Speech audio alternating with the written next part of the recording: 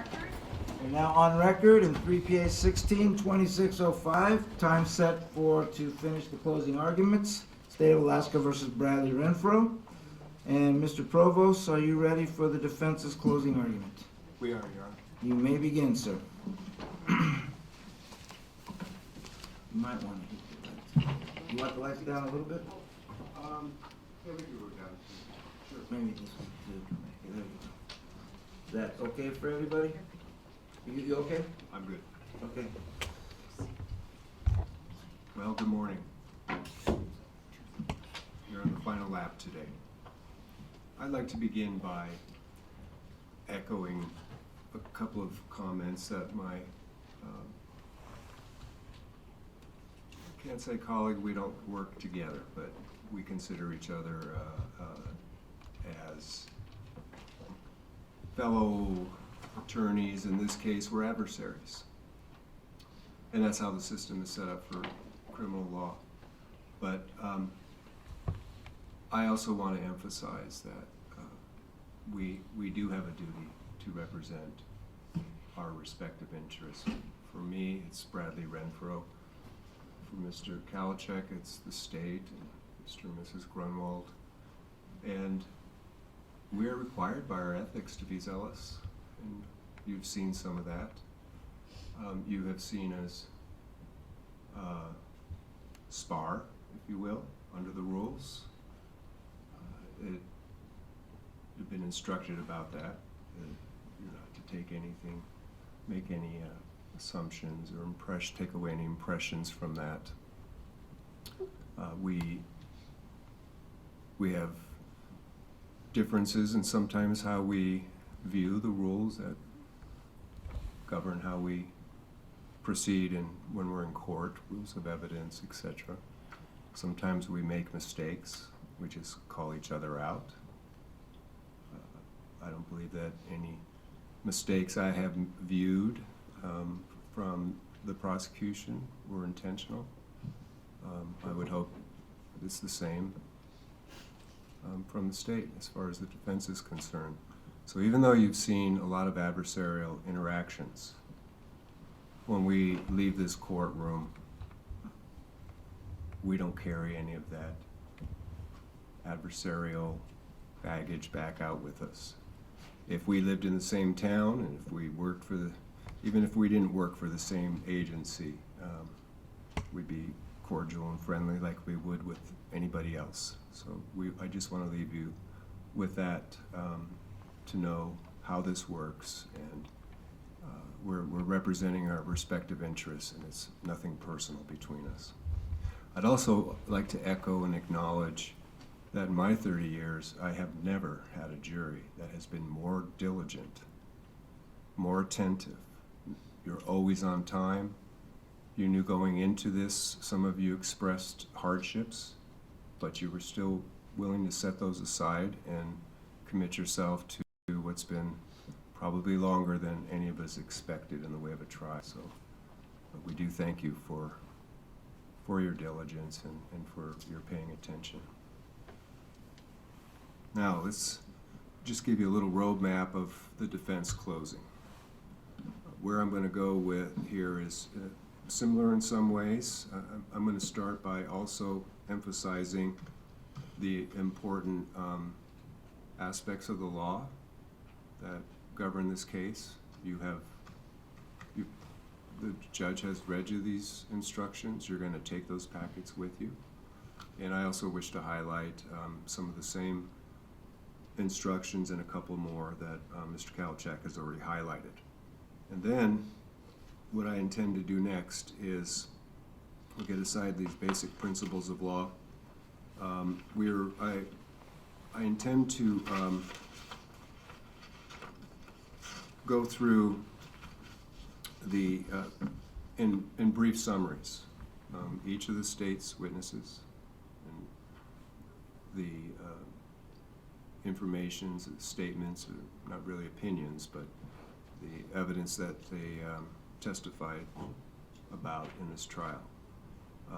After I am concluded going through the state witnesses and the state rested, then I will also go through the handful of defense witnesses that testified.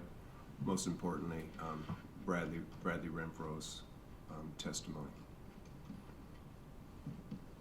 The primary issue in the end, I also concur, and that is credibility, because all what this case stands about, with this, as far as Bradley Renfro is concerned, is the credibility of the narrative that he's told you contemporaneously with this trial, or has been referred to as the fourth story.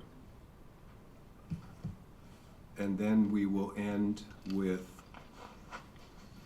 some concluding remarks.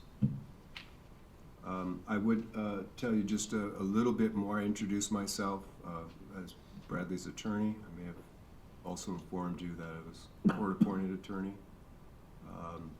I did work for the Office of Public Advocacy for 22 years as a defender, but I've been in private practice.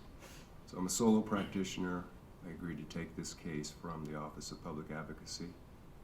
I don't have the personal IT skills nor the supports in the way of paralegals or otherwise, and to provide much in the way of visual aids. But I do have a little bit of a PowerPoint here for you that you don't have to take any notes. You've heard the testimony. You're not taking the PowerPoint with you, but if you wish to take notes, you may. But you already have plenty of notes from all those witnesses, I imagine, and more importantly, you will be deliberating yourselves about which witnesses have the most important relevance to the decisions you have to make. So with that,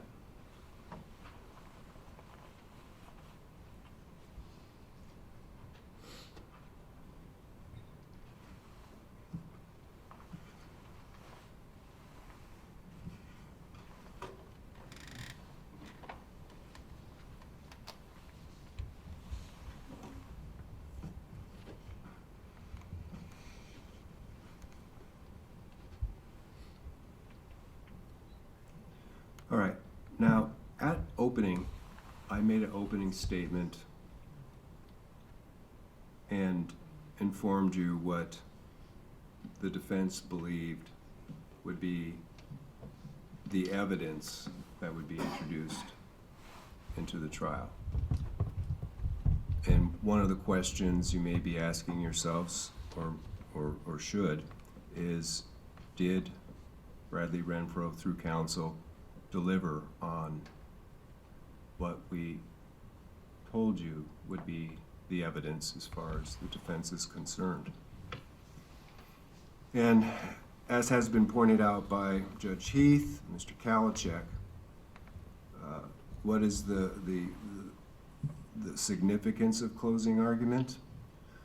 Well, it starts with the United States Supreme Court recognizing that any defendant here, Bradley Renfro, has a constitutional right to be heard through counsel and summation of the evidence.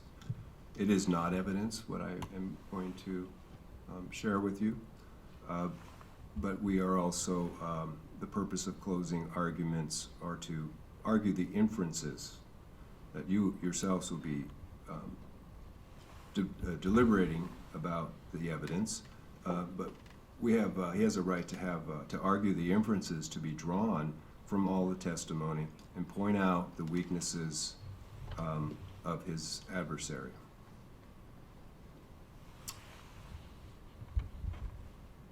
So what I will speak to will be, to the best of my ability, as far as facts, is I will be referencing facts that are in the record and not outside the record.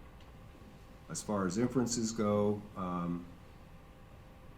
there may be suggestions of inferences that we see arising out of the defense case, but again, you're going to, as a group, 12 of you in the end, go deliberate and determine your own inferences.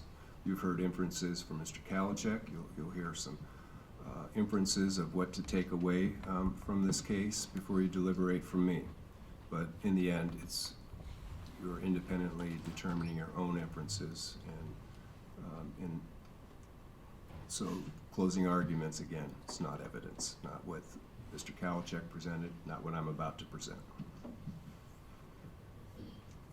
The jury instruction packet, there's a lot of instructions, and a lot of you'll read it, and a lot of them you won't need to read a second time. But there are a few that are going to be essential to your making a fair and just determination of this evidence in the end. The fundamental purpose of your duties is, I believe in your second instruction, the fundamental obligation of jurors is to apply the presumption of innocence, 3 essential factors, to, and the burden of proof beyond a reasonable doubt. So it's the presumption that attached at the beginning and will remain so until you make your decisions. And the burden of proof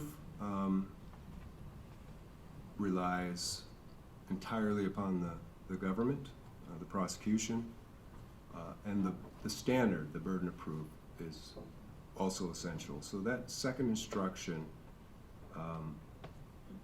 outlines what that means to be presumed innocent, and that the Bradley does not have to put on a defense at all, and that the burden on the prosecution is extremely high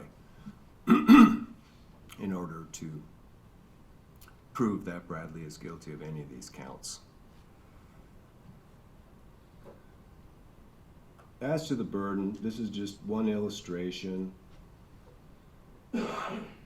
We discussed this, well, you saw it in your jury questionnaires.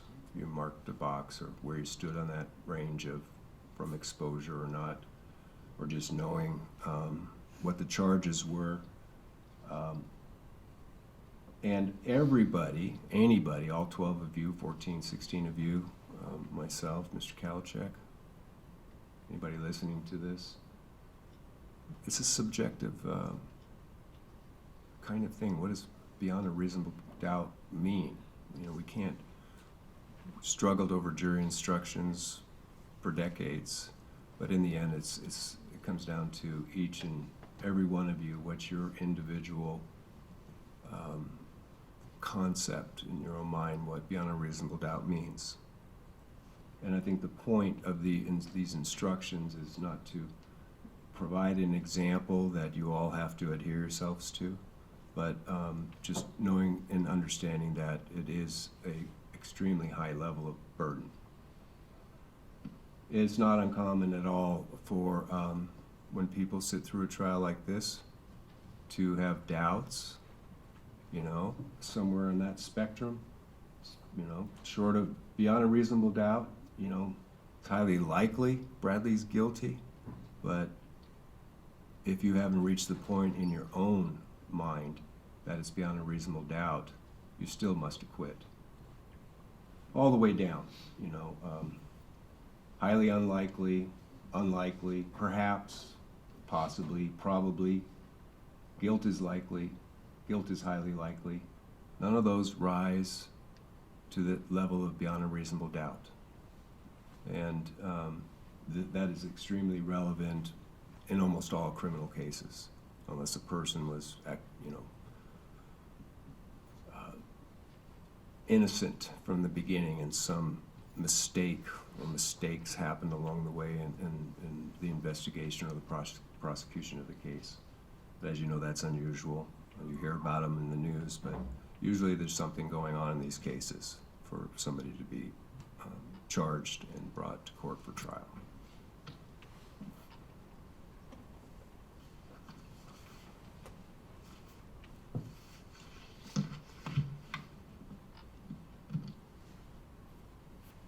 As far as the elements, there's a lot of talk about different elements. You know, even for each offense, we'll have different elements. But the bottom line is the two essential elements to any crime is the act and the person's mental state, what their intention was, whether specifically intending a result, having knowledge that could lead to another definition, extreme indifference about the result of harm to a person, down to reckless behavior, and different state of mind in that range would apply to the different counts. And that is significant because you're looking at 9 counts, and as Mr. Kalachek pointed out yesterday, 4 of them are murder. And at different degrees, murder 1, murder 2, felony murder, but there's 1 victim. So sorting through all of that, those instructions you will have to pull out and discuss and try and get on this, in your minds, what does that mean? What do we have to look at here as far as the person's intent? It's pretty easy to decide whether they engaged in the act or not. I don't think there's any dispute in this trial what Bradley Renfro did or did not do in way of his actions. But what is going to be essential is determining what was in his mind subjectively 3 years ago at 16 under the similar circumstances of a person that age and the circumstances going on at that time for that particular defendant. Generally, I don't distinguish when you become an adult how age and circumstances and developmental maturity matter, but it does matter when it comes to auto waiver and 16-year-olds being charged as adults.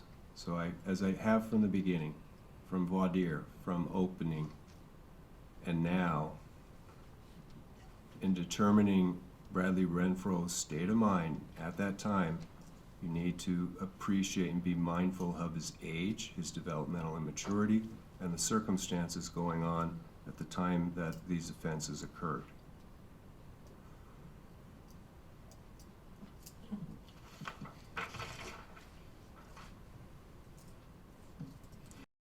There is another, there are a couple more important instructions I would like to point out to you. So to each of those counts, you will be looking at the elements, what the state needed to prove.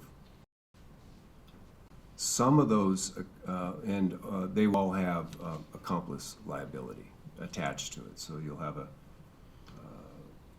jury instruction number followed with either A, B, or C, D, up to D at the most, only on 1 count. So what's behind each count? Well, for example, I'll just give you a couple examples. But I urge you that to look at when you look at the count, the charge, you get to those jury instructions for those 9 counts, there will be attached to it be accomplice liability, because within the accomplice liability, although it's essentially you have an idea of what it means, but there may be a different state of mind for that particular count or charge. And there will be also, I believe it's 1, 2, 3, 4, 5 of those counts will have another attached instruction, and that will be the affirmative defense of duress. Was Bradley whatever actions, and you know what they are, there's 5 or 6 actions starting with helping David to the Bronco, suggesting 2 places along the ride where to stop, suggesting where to get gas cans, going into the gas station and buying gas, burning the Bronco. and the associations for the 2 or 3 weeks afterwards, including the 3 interviews with the troopers leading up to his arrest on December 9th, 2016. So in evaluating those acts, those are the summary of his acts that the state is seeking murder convictions on, are what are at play here. And the focus is going to be what was in his mind when he engaged in those acts.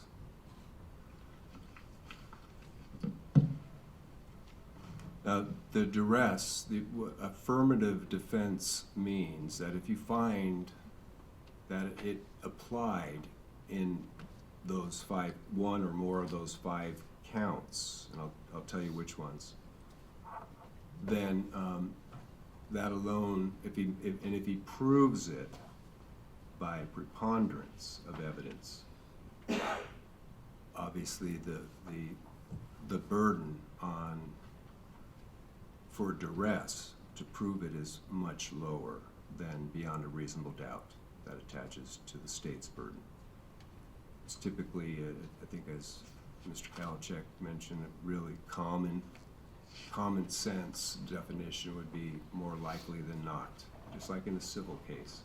Or percentage-wise, 49, 51%. 51's the more likely, 49's the not. So if you find that that the affirmative defense of duress applies to these 1 or more of these 5 accounts, then and that he's proved it by a preponderance of evidence, and you'll have to find him not guilty for those particular counts. What does it not apply to? It doesn't apply to murder in the first degree, because the state of mind is specific intent. That Bradley Renfro, as an accomplice or as a principal, but I'm going to be referring to mostly accomplice liability here shortly, specifically intended that what happened to David is something that he was aware of and intended that the result that David be killed. All the way, well, you'll have to look at the different stages of the offenses, as Mr. Callett, I think the prosecution spoke to 4 phases.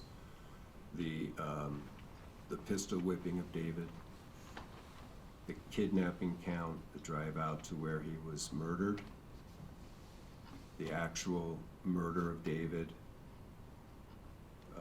then there's what happened afterwards, the burning of the Bronco. Okay, those cover almost all of them, all of the counts, as well as the cleaning of the trailer, the tampering aspects as well. What happened after the tampering are not crimes, but continued associations, the statements made, the omissions and deceptions in the interrogations with the troopers. Those are not crimes, but these are factors, of course, that would weigh on whether he had a duress offense. Why he lied, and all of that. That's going to be for you to determine. It's essentially why he felt compelled to tell you what really happened, so the record was not just left with omissions and lies and unwillingness to cooperate. And only you can figure out what was going on in his mind as you evaluate the facts that are in evidence, circumstances, and what he actually told you in a detailed narrative of what happened to David Grunwald on November 13th, 2016.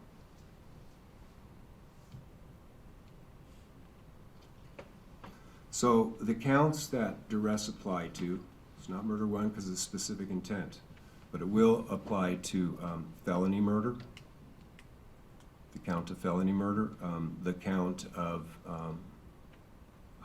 kidnapping,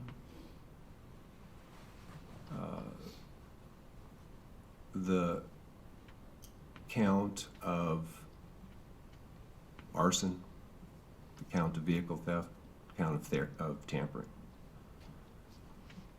It doesn't apply to the specific intent of murder again, and it's not requested or applying to the pistol whipping, the assault one, because the evidence of if there was evidence that he knew that David was going to be pistol whipped before it happened, then he would be asserting that right to affirmative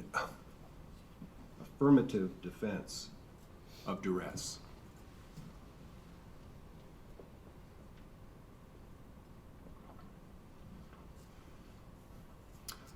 Those are the principles of law.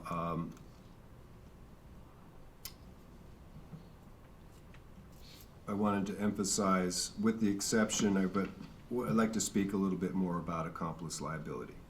Prosecution had a number of slides with the statute and the actual wording. It's been discussed. You have those instructions. What I would like to point out, however, are, the question is, what is not accomplice liability?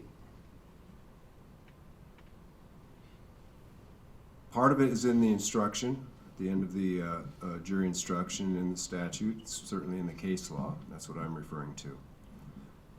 Presence, association with these individuals, and knowledge may be relevant and material toward proving aiding and abetting. So that's inherent in the statute itself. What's not accomplice liability, however? Bradley's mere presence at the scene or the scenes of these crimes is not aiding and abetting in and of itself. More is needed than simply knowledge that a crime was to be committed, even if he knew a crime was going to be committed, which the facts don't support, beginning with the pistol whipping, and thereafter only trying to figure out himself what they intended to do if they knew. That simple knowledge is not enough. More is needed. Awareness of the crime is insufficient to establish aiding and abetting. And the flip side to what factors are relevant to making that finding, mere participation is not enough proof that Bradley Renfro intentionally assisted in the venture's illegal purpose, which would be the beating, kidnapping, and murder of David Grunwald. He would have to have intended that those things happened for you to find him to be an accomplice.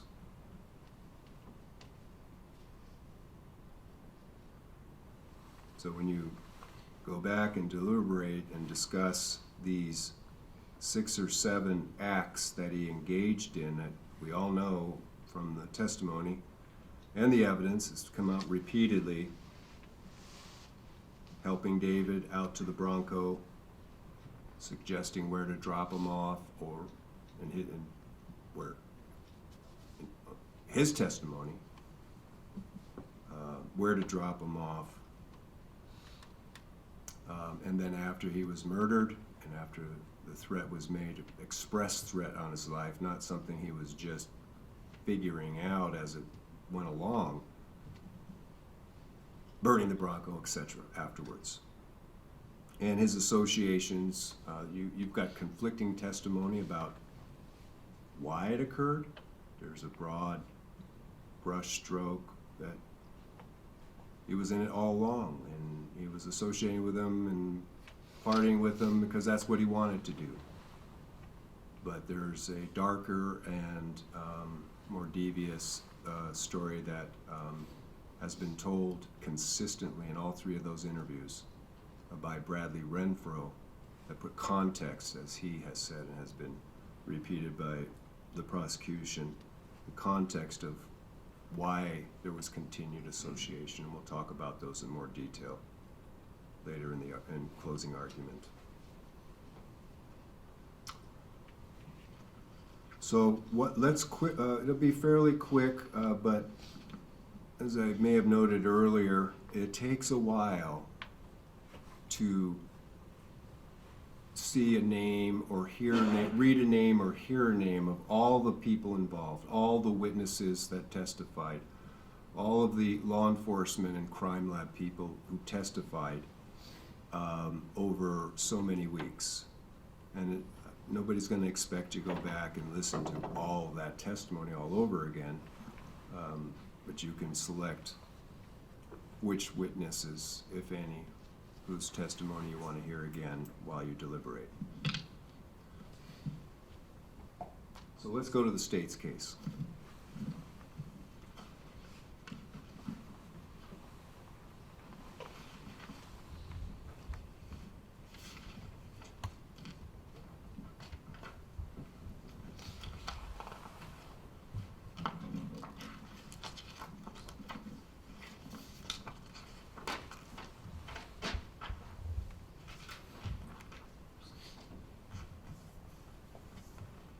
These are not in the exact order.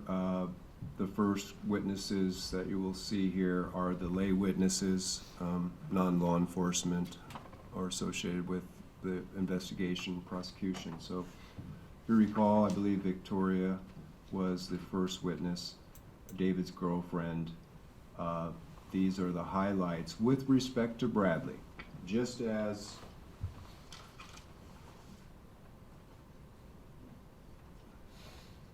in the state's closing, only Bradley's lies or misrepresentations were presented. What I'm presenting here are the facts or the statements that were brought out in each of these individuals' testimony as it related to Bradley. As you know, there was a lot of testimony and a ton of evidence, especially with respect to we'll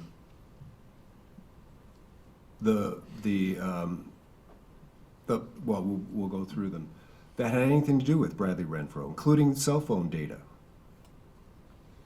So with Victoria, and in each of these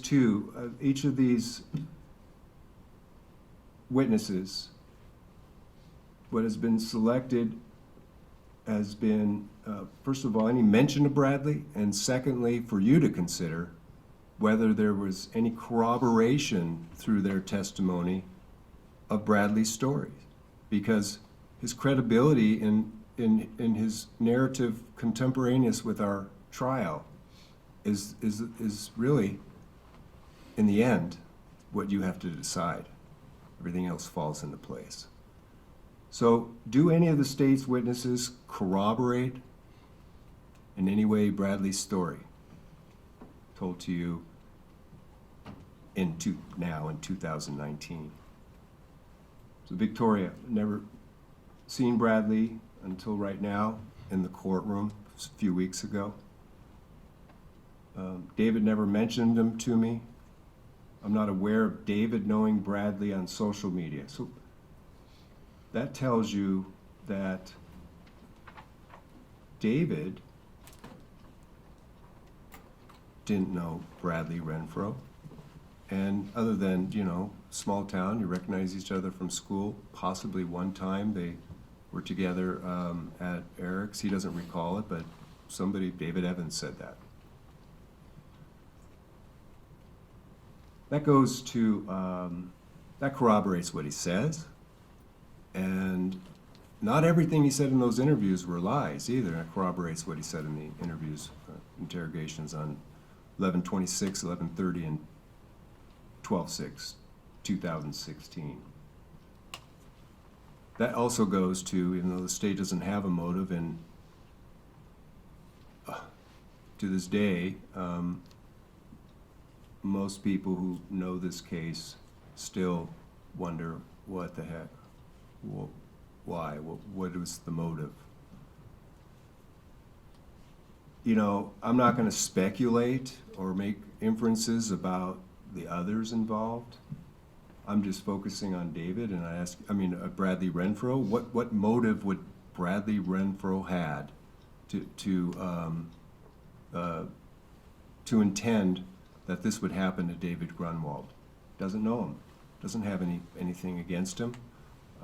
He testified that. Why in his head? He doesn't recall ever voicing any objection at the time, but what did he do to you guys? So the other thing it corroborates is that, and as you know, Victoria and David were very close, a very close couple, is that she was not aware of David even knowing Bradley on social media. Edith Grunwald, David's mother. The only thing of relevance as far as Bradley Renfro is that she hadn't heard the names of these people charged with harming and killing her son. They were never at her house, had never met them in person before. Since she didn't hear the names, it's a reasonable inference that David never brought them up either, or never brought up Bradley's name. That's the only significance as far as Bradley Renfro is concerned in this case, is again corroborating that there was no relationship between Bradley and David that you could possibly conceive a motive, a personal motive against David to be involved in this. And Benjamin Grunwald, David's father, he spoke about his son and didn't mention or was not asked about the defendants. And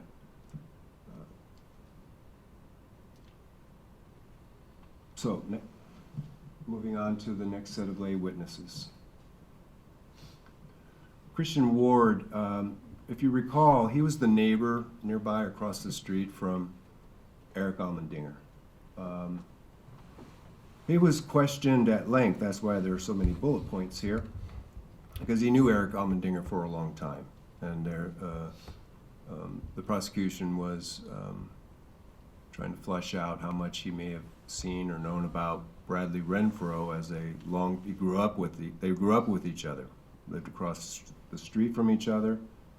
I think I could be mistaken, so it's not evidence, of course, anyways, but I think from a pretty young age. But they were very close friends. That he met Bradley 2 or 3 times at the Allmendingers' home, in the basement, hanging out with David Evans.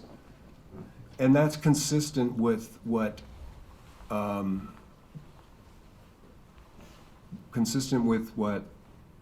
Bradley told you as far as his association with these other individuals.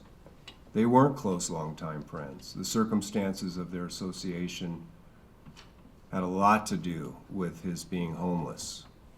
And there's been discussion or evidence, inferences taken through statements made at, choosing to be homeless on cross-examination, and Bradley testifying, and we'll get to his witnesses corroborating that, no, this was not just a choice of mine. So there's a nexus between the relatively short period of time that he associated with these guys in a significant way, and there's a nexus with his homelessness. And it was fairly recent in time before this offense occurred. I ask you to take that into consideration. Christian Ward, he observed interactions between Bradley and Eric Allmendinger, and they appeared to be friends. And Bradley does not deny that he considered them his friends as well until the pistol whipping of David Grunwald in that trailer.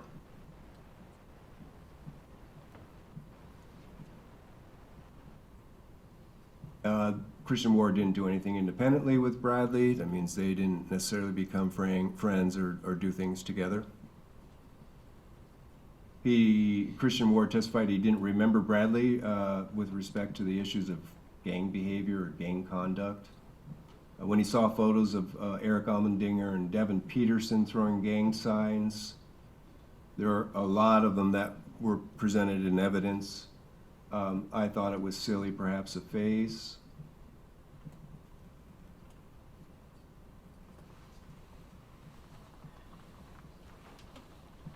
He doesn't speak to seeing many photos of Renfro with those guys. He can ID David Evans, and he speaks about his knowledge of Eric Allmendinger, that he's strong-willed. He also said he was independent. And he is older, and anything that Christian would, he was 19 at the time he testified. Anything same age as Austin Barrett at the time. Anything I would say back then would have no effect. I can say for sure it wouldn't make a difference. Christian Ward testified he wasn't afraid of Eric. He wasn't afraid of Devin Peterson. He wasn't afraid of David Evans. He wasn't afraid of Bradley. They were not intimidating people, and I have many guns. So even a close long-term friend of Eric Allmendinger, who expressed concerns about where Eric was going in his life at that time, was not afraid of these individuals. They didn't exhibit the kind of behavior that they did on the night of November 13th. So why would Bradley have this fear of them before this happened? This is an important point. It goes right to his duress defense.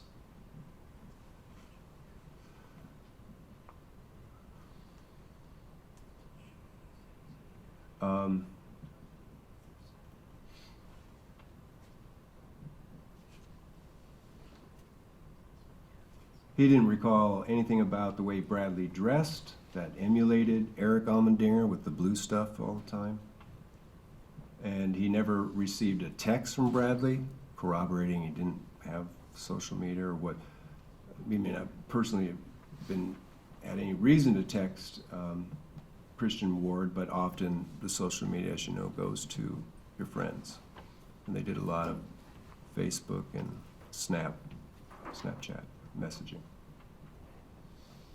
He hardly recognized him when he came to court in this trial. That's how frequently Bradley Renfro was hanging out at Eric Allmendinger's. That's corroborated the handful of times that he said himself. And he never saw him throw a C sign when he had the associations, the few associations himself, Christian Ward, with Bradley present. Next witness. David Evans, again, testified at length, close friend of Eric Allmendinger, regarding the gang stuff, throwing C signs. Evans says he did it to fit in with the crowd. I just wanted to fit in. Well, isn't that consistent with what Dr. Bruce Smith was testifying about, the characteristics of adolescent brain, wanting to be accepted by your peers, and the peer pressure that if you're going to hang out, well, you got to maybe look like them, talk like them. And how many witnesses said that they didn't see that in Bradley unless he was with them, including his girlfriend? Bradley said, laughed at it. You know, it's ridiculous to, you know, infer that I take any of this seriously. I listen to rap music. Sometimes I wear black bandana, and yeah, when I'm hanging out with them and somebody's taking a selfie, I might be throwing a C sign as well.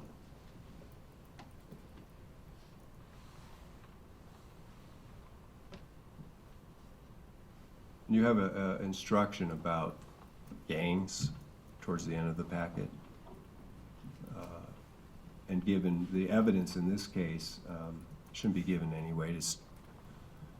These are not typical kids he was hanging out with, but this behavior of when with them, horsing around the way he did, is typical of a teenager. You can think of many ways when groups of teenagers get together and behave, or I'm talking about before the 13th, or dress, or talk, or listen to music, or smoke dope, or whatever it is. They had met in high school, but they didn't become close friends. 2016. It's not a long-term association. Bradley hung out about two to three times, he says, with him at Allmendinger's. Specifically at Allmendinger's. Barrett, Austin Barrett, and he were the oldest. He says, well, David says 18, but we know that Austin Barrett was 19. A couple of years older than Bradley. Well, Austin Barrett's 3 years older. Allmendinger was a Crip wannabe, and he didn't see the same enthusiasm from Bradley. All Bradley did was hold up the C sign.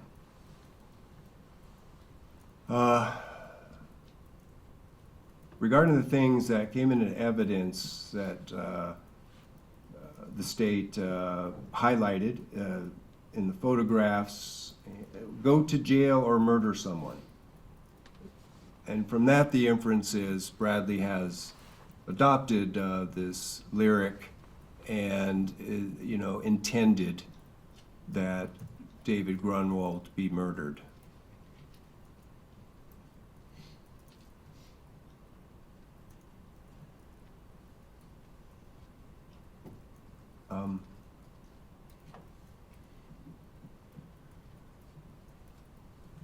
He's never heard Bradley talk like that, and he didn't see him do these signs outside of that little group in these selfies. Bradley got dragged into this. Next witness.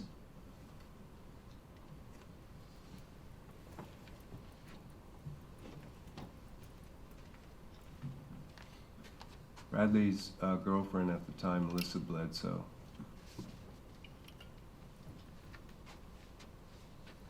As with the others, these are points in her testimony that corroborate what Bradley has been saying in his narrative. That he had a phone, but he no longer had a phone in November. As you know, we brought that out with the cell phone data extractor and analyst. Thousands and thousands and thousands. You only have a few exhibits of the messaging and the phone calls that went on with this group.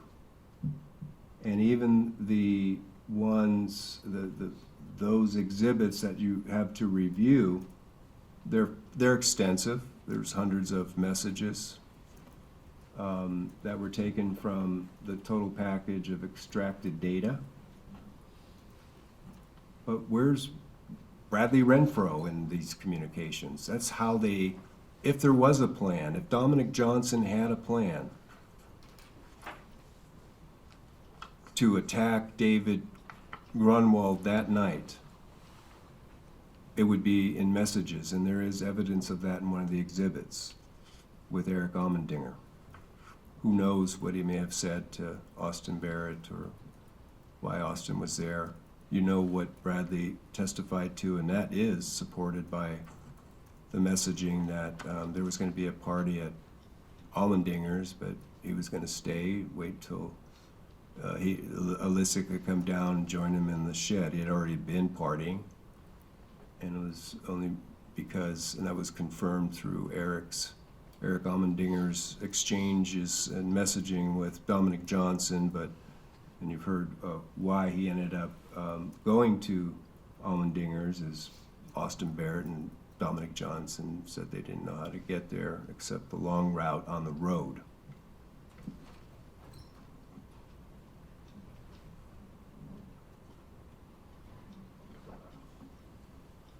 Alyssa also says that he would use her phone to text or call his mom, and as you know, that's how, if the others wanted to contact him in particular afterwards, if Bradley was still staying in the shed those first few days afterwards, they would try to contact Alyssa Bledsoe, or when she was a runaway and was staying with him wherever they could get a place, whether it's his brother's or trying his dad's or leading up to his arrest, he would use her phone.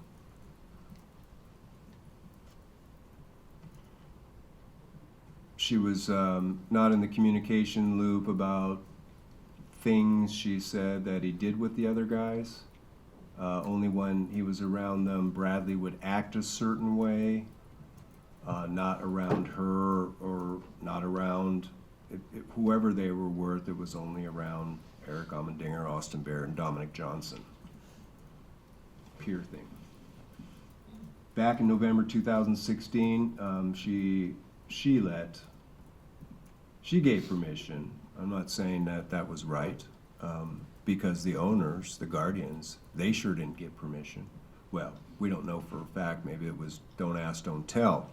But he didn't get permission from the adults to stay on their property. But Alyssa's saying that, you know,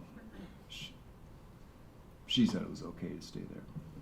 But she also had to sneak around. You know, she had to wait till her parents went to work or her guardians before going out to the shed where Bradley was staying.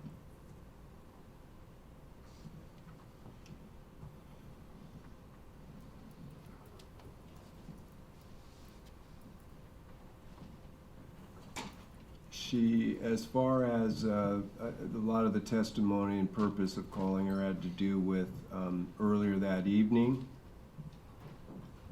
and that 9-second video where you see Dominic Johnson rolling a joint and talking about wanting to hurt somebody, hitting them over the head hard and hurt them bad, at about 5:30 p.m. on November 13th. Now, in all of the the interrogations, the examination by the prosecution, if you recall, Bradley struggled a lot with just, you know, either just acknowledging that he was there, and based upon the cross-examination questions, you were left with the wrong impression. Bradley was talked into the answer that, hey, we can't see you there, can't identify your voice, but simple math, 3 males present. Dominic's in the, you can see him, and then you hear a male use that word cheerleading, yeah, repeating just to hurt him. And some in a lower voice, Dom, kind of like that, Dom. Like, really? But what does Alyssa Bledsoe say? She says that Barrett, Allmendinger, maybe Allmendinger, and Bradley were in the shed. And she doesn't know what this means or what it's about, or is trying to cover for this, but that's 4 males. And whether Bradley wanted to, was uncomfortable with that because for one reason, which he tried to explain, this was before going over to Allmendinger's house that evening, November 13th. This was before Alyssa went back to her house when her parents were coming home, and when he had intended to stay until, and even said he was going to stay the night there until Johnson and Barrett asked them to show him the way through the woods. That video, if you watch it again, you can see it's taken from a couch. And Alyssa and Bradley would sit together on that couch. Alyssa thinks she may have taken it. She doesn't know. But you sitting next to her, you certainly would. It came from her phone. You certainly would have heard Bradley's voice. So why would he remember it? I mean, after all these, selfies and little videos, other than it's a like, Dom, really, what's with that kind of language, or what are you talking about kind of thing? Otherwise, the other person was cheerleading. And who could that have been? Austin Barrett or Eric Allmendinger. So when confronted over and over and over again about truthfulness, why would he remember the details of it? There was nothing to trigger that until the nexus pointed out to him once discovery coming in, hey, we didn't even get this video until November of 2018 or early 2019. It's not something that was on his mind all of that time. This was not evidence available from the beginning. This came to light less than a year ago.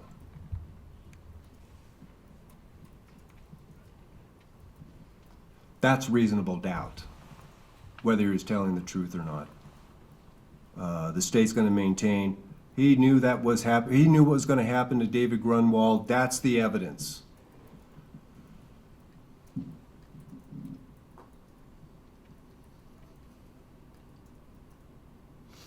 They were discussing it all together, what they're going to do to David Grunwald. We don't even know whether there's no other evidence to show that David Evans had asked to ride for a ride, that any of these guys knew that David Grunwald was coming over that night. Clearly Dominic Johnson did at some point, and maybe if you look at the communications from him and Eric Allmendinger and look at the timing, you might infer from their cryptic communications that Eric and Dominic may have been, or Dominic may have been aware of the possibility of David Grunwald coming over.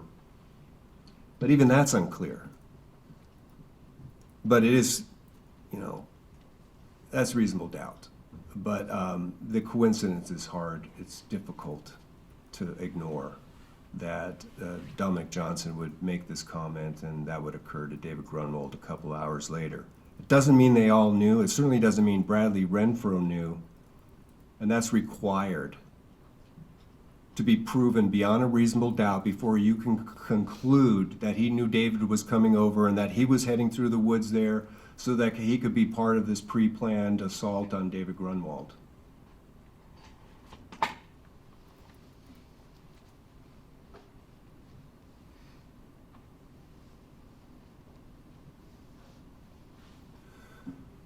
Next witness. Dominic Johnson's mother. If you recall her testimony, corroborating the story that Bradley has not only told you, but many of these witnesses are corroborating the truth that he did tell the troopers. Sure, there's plenty of omissions and lies, and you've heard it and again and again, on direct, on cross, and on direct again and on cross, and you heard it as well, so that's 5 times.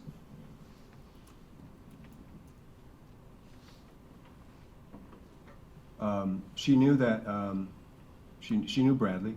She knew that he was a friend of Dominic Johnson. She saw him a few times. She corroborated that Austin Barrett was also at her Thanksgiving dinner. Bradley, Alyssa, her son Tevin, anyways, and her ex-boyfriend, Arthur LaRue, the next witness. She didn't know if Bradley was good friends with Austin. This was the first time she saw them together. So a little bit of a clue there, just how close was Bradley and Austin until after this killing, and then Austin's by his side almost constantly until he was arrested. Everywhere Bradley ended up going, who's going along with him? There is an inference to be made there. Everything was normal, it appeared to her, except for Barrett's behavior. He was going in and out, using his phone a lot. He was being secretive. Bradley Renfro's not going out with him, see what's going on. This is, you can infer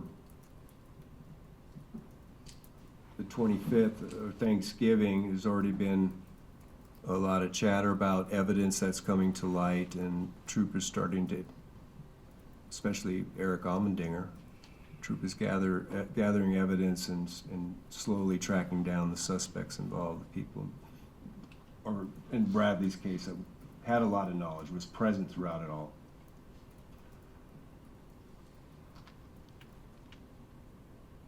That Austin Barrett was being very secretive. She didn't like that. She didn't want him to stay. Her younger son, and also younger than Bradley by a couple of years, that's how he met Dominic. He was friends with his younger brother, used to hang out with him, and even used to help him with his homework. And Misty Johnson confirmed that in exchange for him being able to stay there. He would do homeschooling with her youngest son while she worked, and that he was helpful and respectful.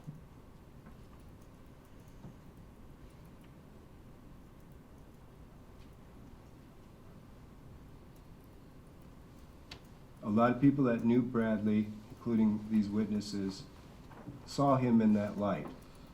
On the other hand, a lot of these witnesses saw him in a different light when he was hanging around these other guys. Arthur LaRue, I've included so as tried not to leave any witness out. Had nothing of significance regarding Renfro. The state needed him to corroborate other issues that you've heard about ultimately, but that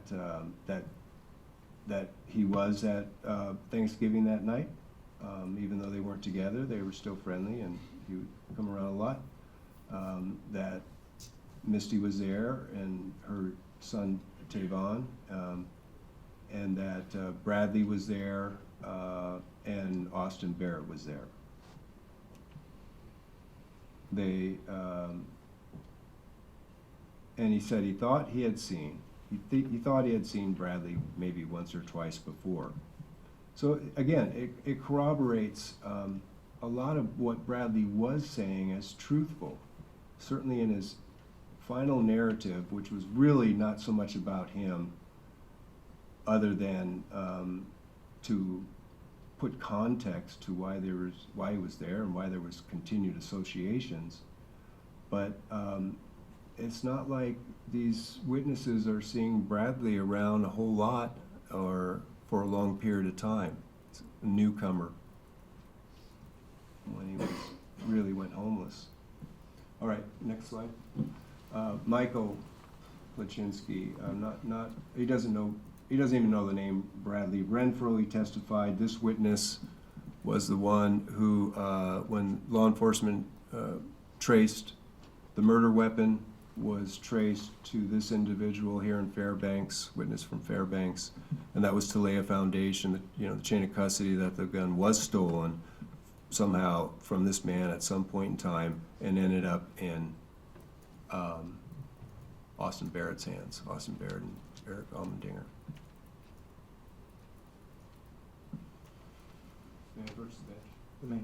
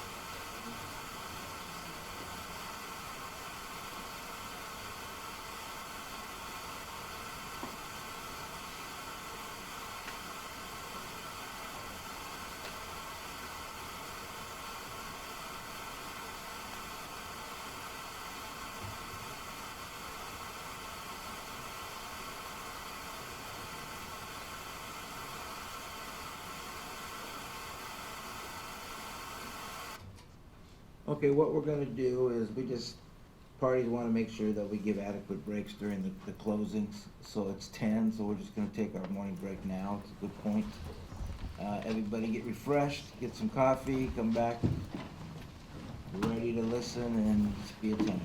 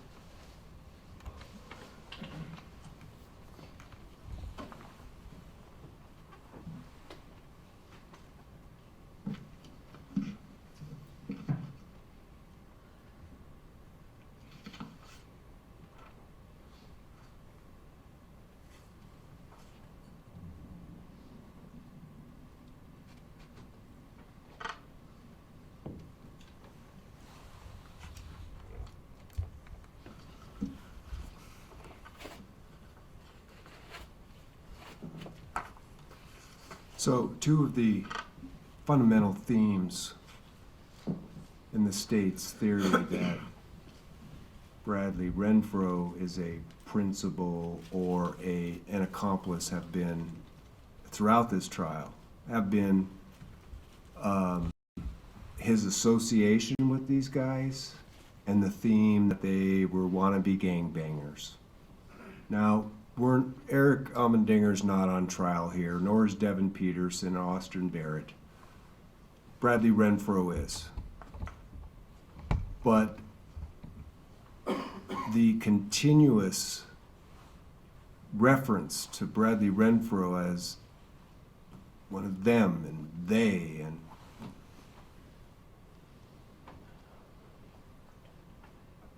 and the photographs. This battle is about pointing out bits and pieces all the way through why this association doesn't support their theory and why these photos shown over and over and over again do not support the theory that Bradley intended or wanted to be a gangbanger. Because both those themes in their theory are pieces to their important pieces to charging him in the first place and taking him to trial. Without those pieces, what would they have? What would the prosecution have?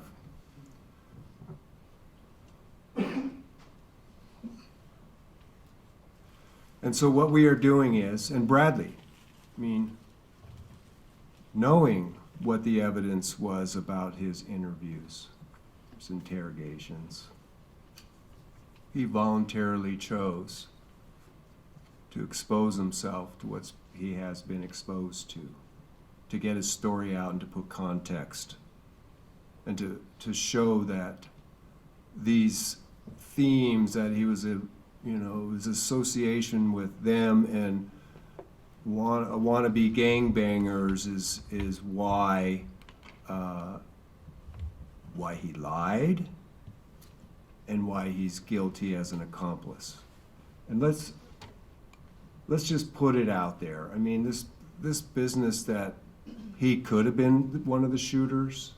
I mean, he could have been the shooter, that question to him. The state saying we can't prove the shooter, so it could have been him. Where's the evidence? Frankly, if you think about it, in all of the evidence presented in a mountain of evidence in a well-done investigation, there is none, zero, that connect him to being a principal.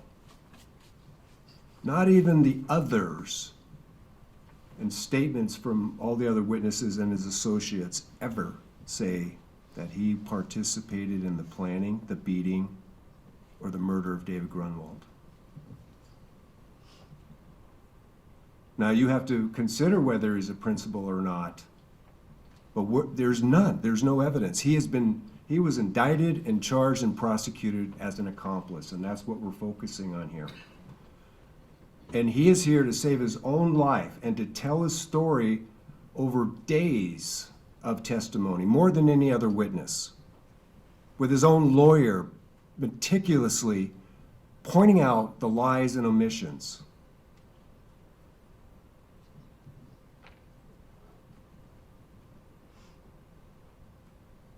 And putting context to it and his own state of mind. He's telling you what his state of mind was at that time. Can you relate to that? Is he that incredible that you would discount, that anybody could discount that's heard this evidence, that it's just not true? And so therefore, we got to find you guilty of murder in the first degree.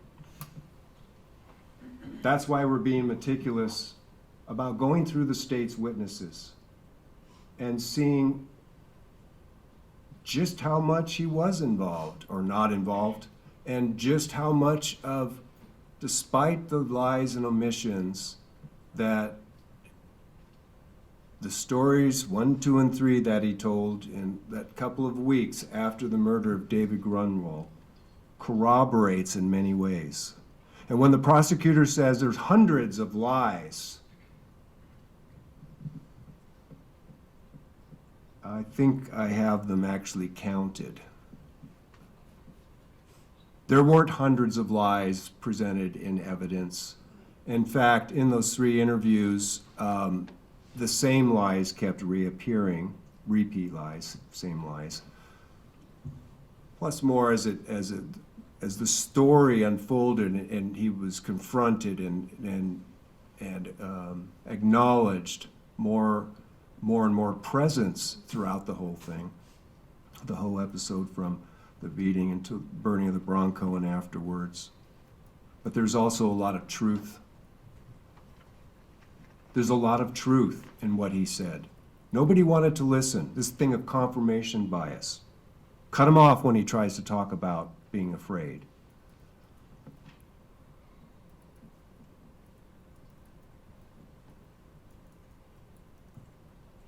We don't know what it is with youth. We do know that they're reckless. We're faced with violence with the internet every single day as adults. It's all over their social media as well. How is it that they would do something like that to David Grunwald? We didn't see that before. Why would Bradley Renfro intend that this would happen to David Grunwald?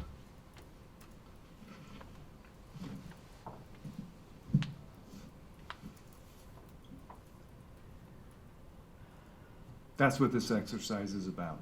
It's going to be, did the state prove beyond a reasonable doubt that his narrative, contemporaneous with this trial, is so full of lies that you should discredit him? And that's their case, that they've proven he's an accomplice beyond a reasonable doubt?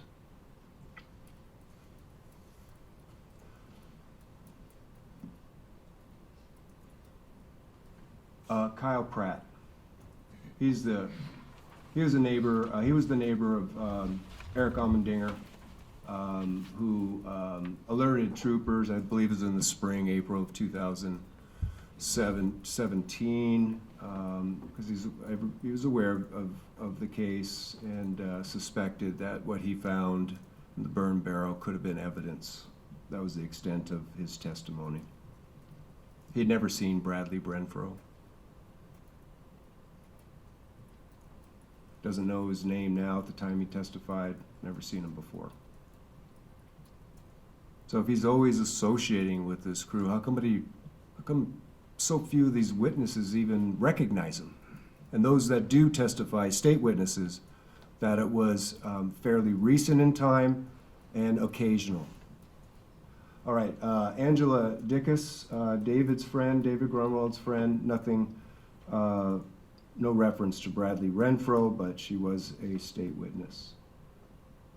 Andrea Cullington, if you recall here, she was a friend of Bradley's.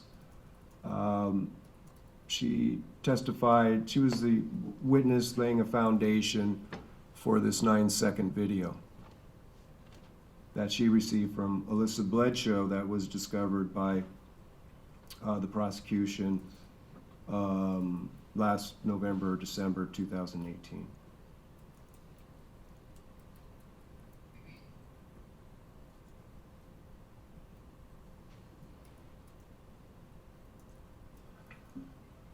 Next slide.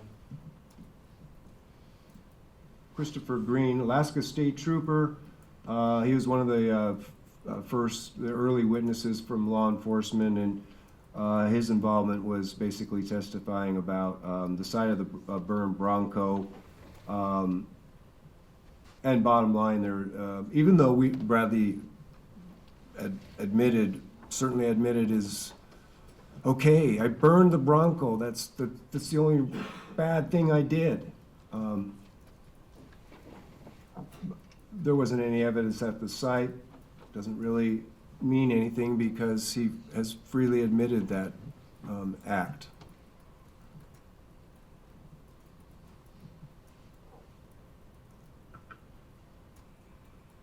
Sean Norman, Alaska State Trooper, at the scene where David's body was located, again, testified that there was nothing at the site that would show Bradley Renfro being present.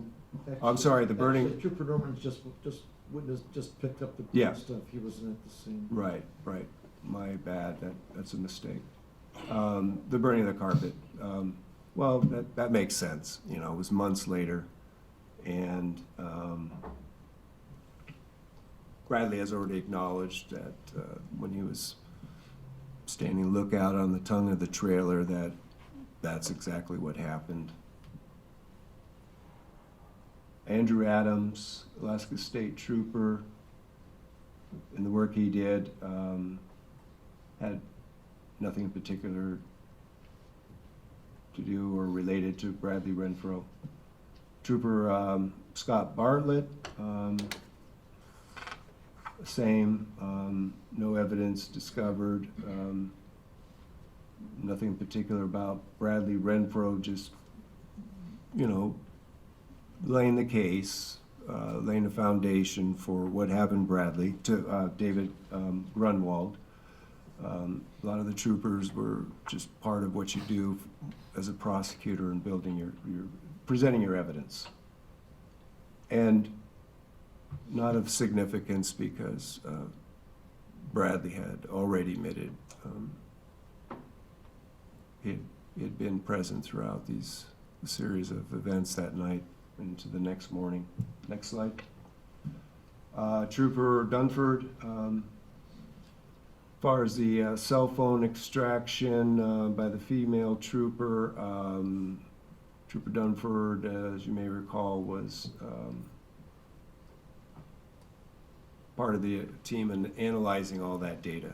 And you have the evidence of thousands of messages that were downloaded, and at least, he agreed, 1,800 relating to this short period of time involving these individuals. And with respect to Bradley, when you double check if you need to, these records, none connecting him to any planning, none connecting him to the assault, the kidnapping, the murder, or the tampering afterwards. The records reflect, after he received a cell phone from the troopers to act as a confidential informant, having deleted contact with at least Dominic Johnson. But as he testified, and the records show, he didn't recall reaching out to any of these guys, but Dominic Johnson initiated the call. And if he didn't pick up the phone and he's under this threat and he knows that they're keeping an eye on him, of course he's going to call back. The fact that he had a few phone calls well after the fact of David's murder were deleted, that a big piece to proof that he was an accomplice to the murder of David Grunwald? Sure, it's proof that he had a communication with Dominic Johnson, but is it proof that he initiated the call and was scheming to come up with another story instead of Dominic Johnson discovering the developments in the case, contacting him? This is what you're going to say now.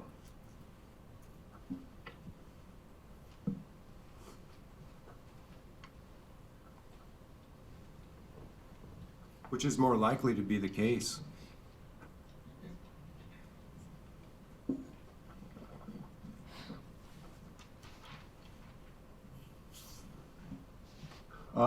Trooper Jorgensen, oh, there it is. 2 messages deleted on the 30th from Bradley Renfro's Facebook messages.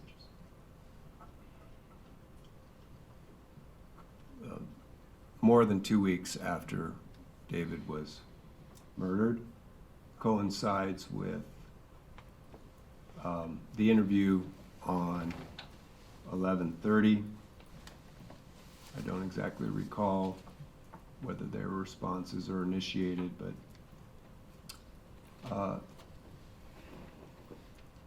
as far as the photographs that you've seen over and over again, as far as Trooper Jorgensen from that technical crimes unit, he could not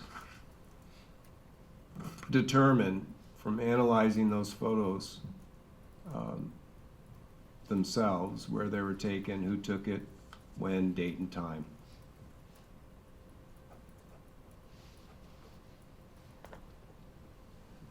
He also testified that regarding that list of communications provided in discovery, the 1,800 or so pages, none of it related to Bradley Renfro. That speaks volumes. I cannot put Bradley Renfro behind it, is what he testified to. This is law enforcement. These are the key witnesses for the state, but the prosecution would have you believe otherwise at trial. Brittany Johnson, AST, she was one of the early witnesses in the trial. Hers was testimony of what she did, that they got the search warrants, she got the cell phones and tablet out of evidence and extracted the data and then passed it on to other technicians. She testified that, well, she did review it, she said, but wasn't the one that was screening it carefully. As Trooper Wegston said, he went through not only those 800 pages, but the thousands of other pages. It definitely shows diligence, because it's amazing what little pearls you'll find when you really study all of it. He didn't find any, but there's no reference to Bradley Renfro being in the chain of communications from another technician from the Technical Crimes Unit. Next slide.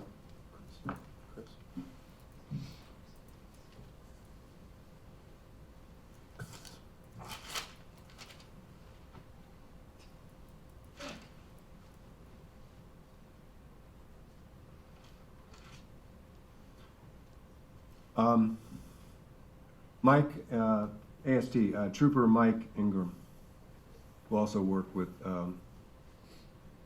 Trooper Ballesteros. Bottom line, at the end of his testimony and all the investigation, he testified, I found nothing associated with Bradley Renfro. Trooper Shane Kalt, the Alaska State Trooper, also worked with Trooper Ballesteros. He's the one that did he testified, did the November 26th interview with Bradley Renfro. That's the short one. We don't refer to it that much, either the prosecution or the defense. There's not much there except a lot of denial. And only that he didn't know David Grunwald, he didn't know what happened to him, that he was really drunk that night, 90% of him he didn't remember. He didn't think he was in the Bronco.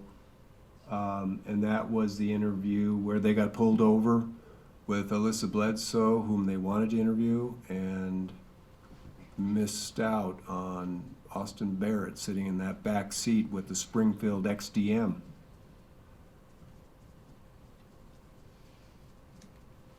Jason Somerville, Alaska State Trooper, involved the Wasilla Cars arrest, where they picked up, I believe it was Dominic Johnson, to bring him down to the station, thereafter release him.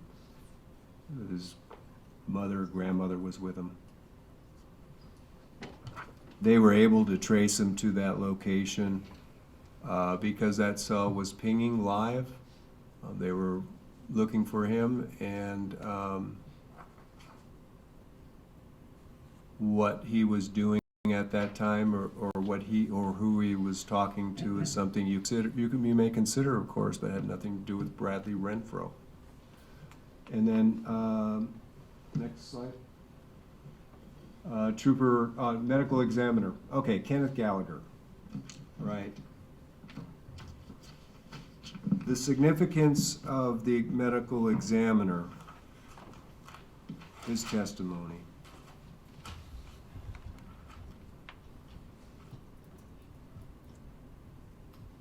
To testify about the cause of death, primarily, and also the assault on David. And it's hard to look at the photos of his scalp. It's hard to, even Bradley Renfro described, how blood was streaming down his face, and that he was unsteady on his feet, and it's hard to think about. It's not hard to imagine. You've seen it, but you didn't see him at the time. What you've seen is his scalp in the medical examiner's office. But it shouldn't be lost upon you what the evidence was as far as the injury itself. And if you don't recall, you might want to review that part of the evidence. That all but one, possibly two out of the 7 or so wounds actually broke the skin. And that when you cut your scalp, those of that may have for whatever reason, your scalp, there's a lot of blood that goes to your brain, and it does bleed a lot. And though it hurts bad and it's awful, and it is an assault, but look at the definition of serious physical injury in the instructions. The pictures of it, the description of it, the thought of it. It's not very hard to get a grand jury to indict for assault 1. The use of a dangerous weapon, picking the heaviest handgun to beat him over the head, that's all very shocking and egregious. But the actual injuries, according to the doctor, didn't amount to serious physical injury, and that relates to the count on assault 1. So read that definition carefully. You've all taken that duty, and that despite the shock of it and how we feel about it, you still have a duty to apply the law to it and not just disregard it because it's so shocking and senseless, and imagining how David must have felt.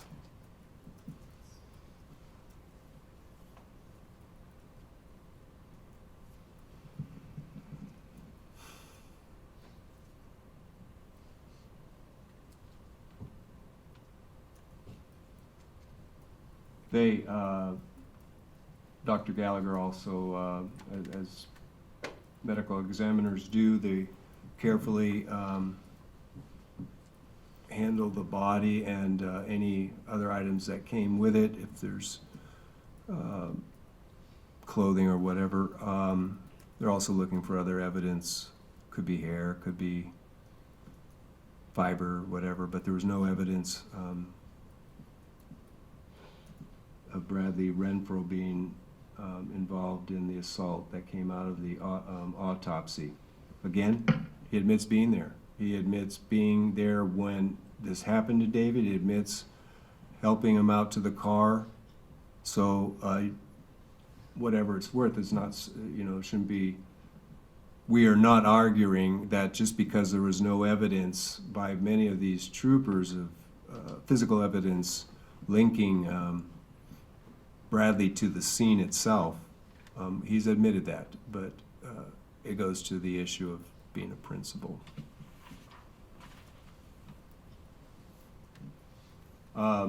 Sven Hall, the deputy fire marshal, again, the state, the prosecution putting its case out there and all the evidence, all the work that was done, but Bradley had admitted even before he appeared before you that he was part of the burning of the Bronco, getting the gas and pouring it in, lighting it up. Even where to hypothetically initially, but he also admit, yeah, I would take the car. I would take that car if I was intending to burn it. So there would be no evidence as far away from humans as possible. That should be no surprise. The crime lab, Jamie Nading, samples, whether it's from various crime scenes, trailer, bio, whatever, none of that evidence was connected to Bradley Renfro, even though he was present. Kirk Wilkes, crime lab again, Kirk Wilcoxon. I got all Bradley's prints, meaning the prints received through a search warrant, and compared them to the partials taken into evidence, but there was no matches or no value to no connection. no prints on the guns. The only prints they had on all the evidence related to Bradley Renfro was the jar that contained the marijuana that was recovered from the trailer. Next page. And Sergeant Wegson here, Alaska State Trooper, supervisor of the Major Crime Unit, and he was the case manager of David Grunwald's case. He's testified a lot. You've seen him. He's here now.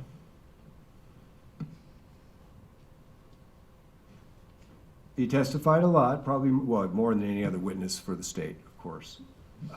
But the bottom line is, nothing resulted from Bradley Renfro's use of the phone in the way of additional evidence.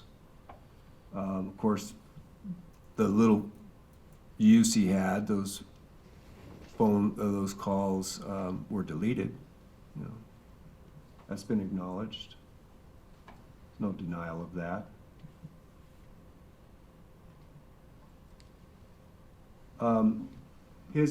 He testified, Trooper Wegson, that his perception that was Bradley was playing at both sides. You can take whatever inference you take from it, but think about what that means. What's both sides? You heard from Bradley yourself that, you know, he had, how many times, especially in the last interview, did he want to tell them something?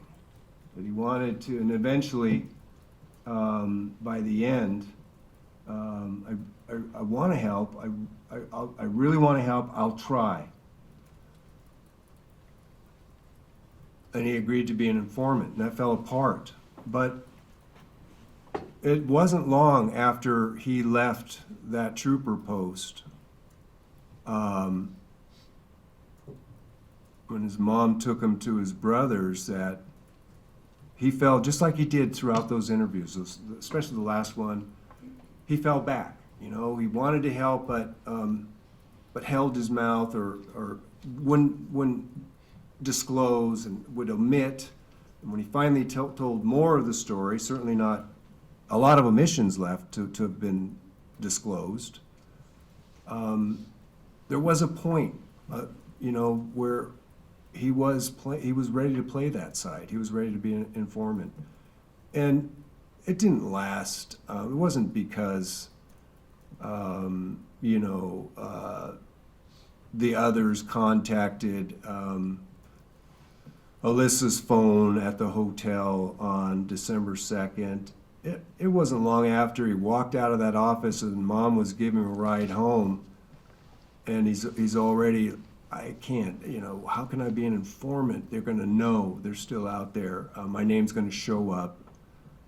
They're going to be coming and asking me, what did I tell the troopers in this interview? There was never really any real hope of that he would be cooperating as a confidential informant. But he did get to that point for just a little while that I can do this. You remember how he asked Trooper Wegson about, well, do we have to do it by messaging? Can I do it by telephone? Can I do it by in person? And you're in charge of that. Do whatever you want to do, but, you know, does that reflect somebody who's just, you know, trying to pretend that is that what playing at both sides means? That I'm going to pretend I'm going to be cooperative, but not really. There was that window. There were a number of windows. The offers to Tell them what's happening. You're not the bad guy. We know you're not the shooter. You've got these opportunities. Those were sincere. That was not manipulation, interrogation. Those were sincere offers. They recognized that he wasn't a principal, and they needed an informant to help them. But he kept either omitting to tell the truth, to tell the story, or then to lie. And then it kept switching, who was responsible and who wasn't, depending upon who was in his ear. And all of that underneath that was that threat, originating with Austin Barrett. And who was by his side and showing up all the time next to him for the next couple of weeks? Austin Barrett. Dominic Johnson as well.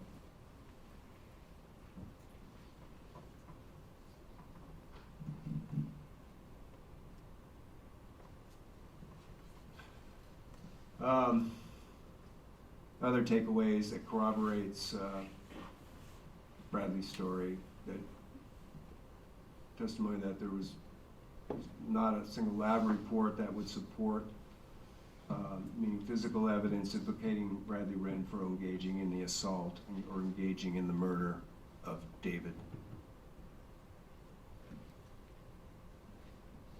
And you may not recall, in listening to that audio, you got the transcripts. I do suggest you review them if you want to fact test me. Because all of this is, and what's to come when we talk about Bradley comes straight out of these transcripts.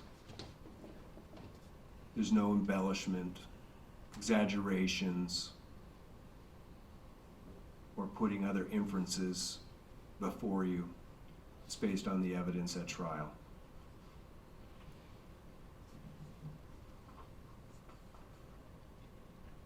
Next slide. Oh, worst case scenario. As you read that transcript, or if you decide to re-listen to the audio, you can hear it in his voice. The earnestness and the frustration. And only you can infer what was going on in his head when he blurts out, worst case scenario, I burnt the truck. What does he mean by that? He wasn't admitting he was present at that point in time.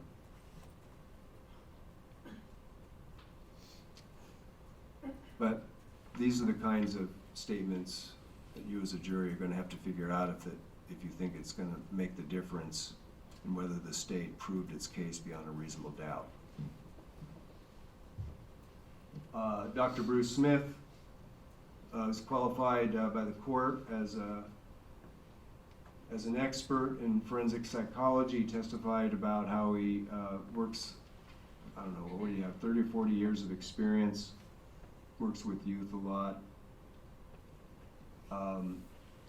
Purpose of his testimony was to corroborate statements I made or the defense is putting out in voir dire and in opening. And that's the heart of the fact that teenagers, adolescents, or juveniles in that range of 15, 16, 17 that we're talking about with this group. It's just a biological fact that any juvenile's brain is not going to be fully developed. Whether they are really good kids, come from really stable, consistent homes, they're still going to have the same normal disabilities until biological, until they're fully matured. They're still going to be impulsive. They're still going to make bad decisions. They're still going to feel pressure from their peers. Certainly, you have peers like the likes of Devin Peterson, Dominic Johnson, Eric Almendinger, and Austin Barrett put you at way more risk. But so your peer association does matter. Your stability as far as your placement and how many schools you go to and things like that do matter. But generally, those characteristics are normal for teenagers, for that age group. what happened to David Grunwald is not normal. I mean, who would argue otherwise? So, but it doesn't mean you should disregard the circumstances and his age at that time. It is essential to telling his story to put it in perspective. When you hear him give these interviews, imagine being 16, not having an adult you trusted enough or could go to for help. What do I do in this situation? Not being able to process it yourself.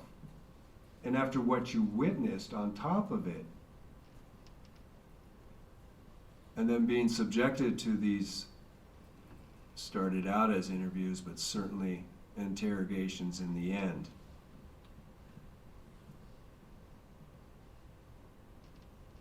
Thinking he doesn't need a lawyer when he has no idea what one does. Thinking his mom being there would protect him. Not knowing she would, in some ways, be a better interrogator. Those are attributes of developmental immaturity. They do think they're smarter than us. That's pretty common too. Why do I need a lawyer? Well, for one thing, and truthfully, why do I need one? I didn't beat or kill David Grunwald. I burned the Bronco. I know I did that, so why do I need a lawyer?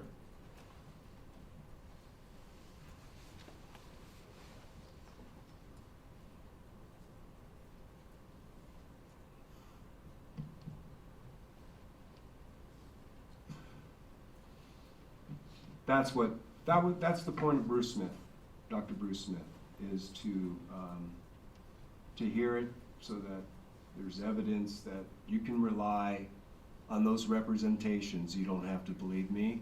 It is the science, and it has been adopted by the courts. And that's why he was allowed to testify, because it is relevant, it's central to your analysis.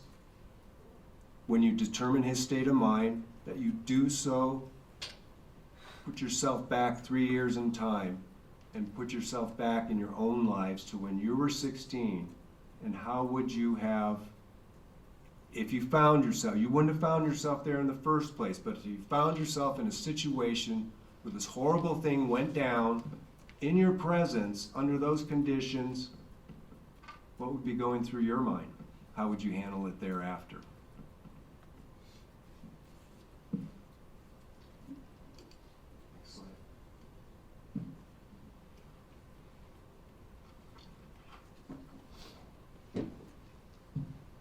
I guess we finished the prosecution's witnesses.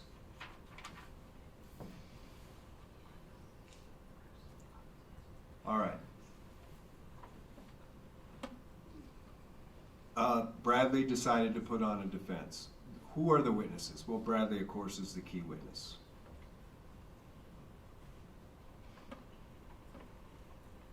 And what's most important is the story he told, and what's been you've been urged every which way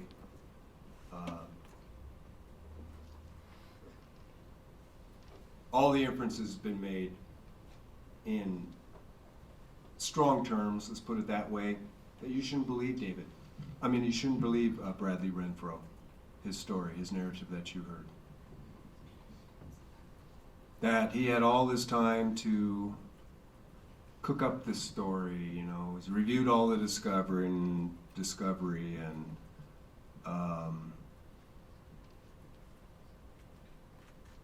we'll get to David, but who are these other witnesses are corroborating witnesses? Because David did lie back in 2016 in 3 interviews, it wouldn't be unreasonable to be skeptical about his narrative today. But the skepticism that you would have or had, certainly from the beginning, certainly when the state rested, Has it diminished? The only way it could be diminished, I mean, and aside from the question, is there enough there that, is there reason, has the state proved their case beyond a reasonable doubt? Did Bradley even have to testify? Could his story to an extent be brought out merely through cross-examination to place enough reasonable doubt whether the state proved he was an accomplice?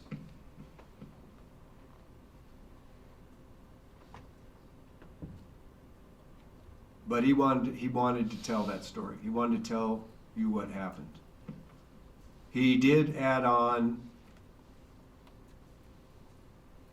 you know, that was his primary objective, to just tell the truth this time. Sure, it's going to help him. It's going to rebut the omissions and the lies, for sure.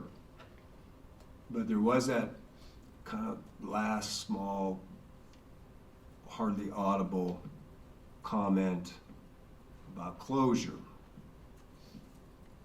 You know, whatever we wish this never happened to Edie and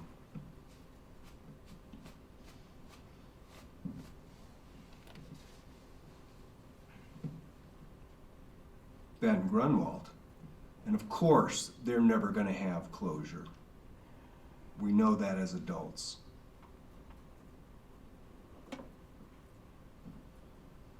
But it shouldn't be lost on us, the campaign, where's David from the very beginning when he was missing for so long? And justice for David. In the end, having that support from the community down there might help a little bit.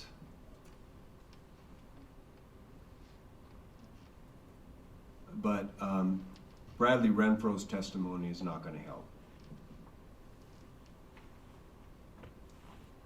But at least, if you find him credible, there's enough doubt about whether the state has proven he's a liar to this moment, then we can't accept that we'll ever know what happened to David really. But as we review Bradley's testimony, again, these statements are coming out of the facts and evidence, not inferences or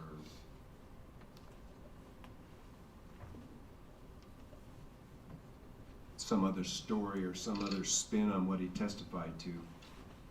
But in order to add credibility, in order to believe, to whatever extent you believe Bradley Renfro's story,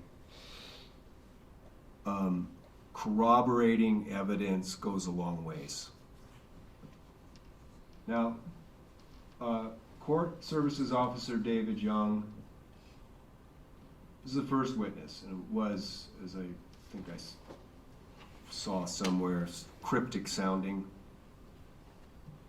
And it's not an important point, but Bradley, when we went down and did that trailer view, we were in there first before you came down, and you take whatever inference you want from it, because we've not presented any medical evidence or scientific evidence regarding the coincidence that this nosebleed, it's not a major nosebleed. Trooper Young didn't see it on his shirt. You didn't see Bradley come back up with a little white tissue in his nose.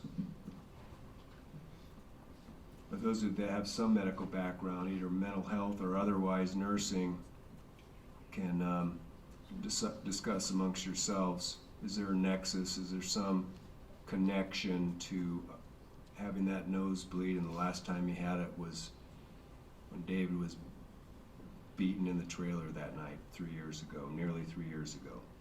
And that's all Trooper Young was asked to do, is confirm that once he left the Sally Port and viewed the trailer, said he had a bloody nose and asked for a tissue.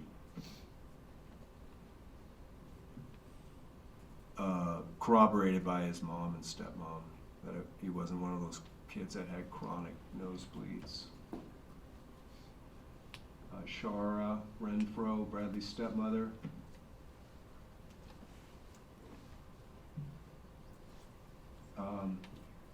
You can see between the lines here what she was corroborating in the defense case, or as a defense witness.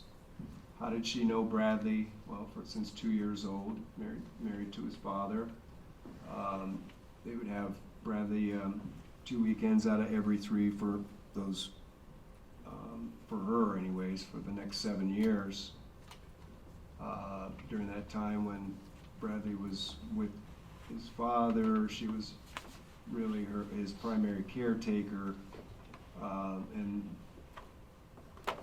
the timetable of the flip over in custody with his mother, where father would be the would have custody of Bradley for a few more years, and then how it flipped back, well, by 14, how Bradley was brought back to Anchorage and left with his mother, and the history there. There's another theme to the prosecution's theory, and that is that Bradley Renfro chose to be homeless and chose his associations and chose to go down the path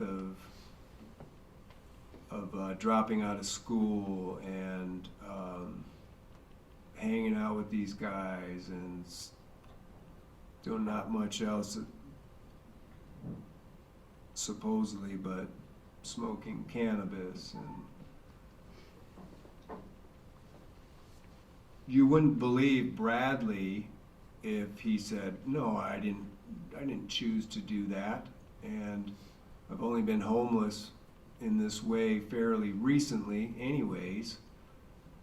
But these witnesses were called to corroborate that, not that you should have sympathy for him or that it's an excuse in any way. It goes again to the instruction on state of mind, and that being mindful of being 15 and 16 at the time he kept getting rejected for whatever reasons from his father. You heard some testimony about that. From his mother and testimony, she testified about her living situation. Not that she didn't want him to live with her. And about her son, where the best she could do is place her with Alan, her son, and corroborating that, well, my son has, yeah, it's true what Bradley says. He didn't bring that upon himself. That's just the nature of my son. Same with Shar Renfro. Well, yeah, the normal teenage kind of stuff, but nothing that would alarm her deeper problems or diagnoses. These witnesses corroborated that, he came from a blended family, broken family. It does result in disruption in your life. Could be multiple placements, multiple schools. Those are all risk factors when your brain starts developing. So, was it really Bradley's choice to end up where he ended up, including sitting here today? Well, does it matter? It only matters because it puts context it disputes, it rebuts the theme that he's just a wild gangbanger and he wanted to live that lifestyle and you know, and therefore he intended that this happened to David Grunwald, which you have to find to convict him of anything in the end.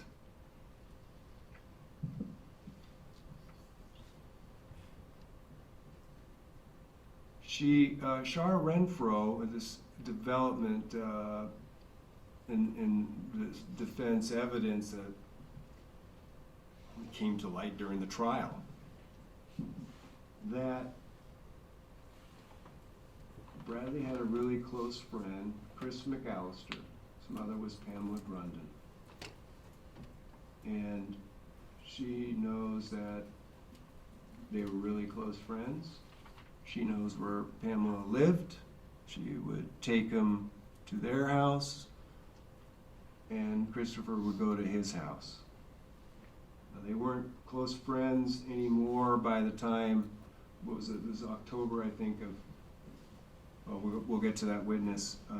They weren't hanging out together anymore once Bradley became homeless. Next slide.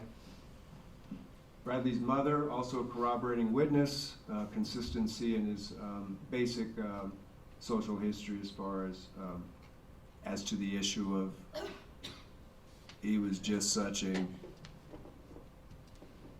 he was acting out so much nobody wanted him. He's got huge behavioral problems, or he just wanted to do his own thing, or he just was bucking authority, or that's not what she testified to. I mean, she explained why she couldn't have him. You can take whatever inferences as far as parenting that you choose to. But don't be blaming Bradley. It's no excuse for where he ended up, but it does give some context. You have limited options when you're that age and you start living on the streets. Who are you going to run into? Not the kids in school.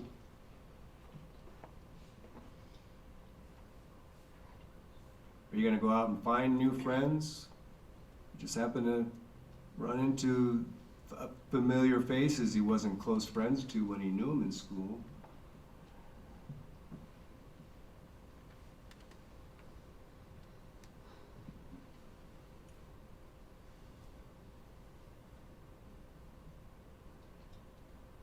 Corroboration and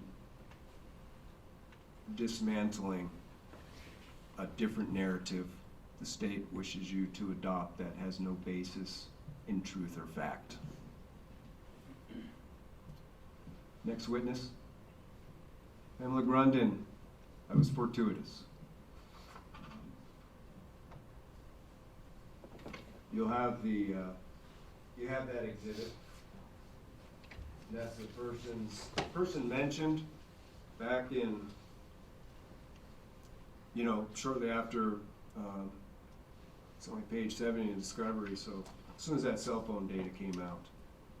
And it turns out they did recognize that in that messaging from Dominic Johnson's phone, there was only one phone number that was called in all those messaging records, and they did follow up on it, and it turned out to be this woman, Pamela Grundon. And lo and behold, as Bradley told us, corroboration. I know that name. I was best friends with her son. I tried to call her around the time they were buying gas. I know her husband is a Desert Storm vet. I wanted to escape. Corroboration. Why would he want to escape? Why did he have to ask for Dominic's phone so he could call Alyssa? Would they have let him out of his sight? Would he ever had that opportunity to run in the end? Pamela testified her address was along the route that they took up to Baldy or whatever it is on that map that you saw. That's corroboration, and that is one of that little thing, fortuitous thing that came up during this trial, says volumes to what is the heart of his defense, that he was threatened, and he felt compelled and coerced to go along as long as he was in their presence, as long as they kept showing up and telling him what to say at these interviews. Otherwise, you wouldn't have had, you would probably be more skeptical. Something that simple in all of the thousands of pages of discovery, a mentioned person. The administration of justice sometimes hangs by a thread.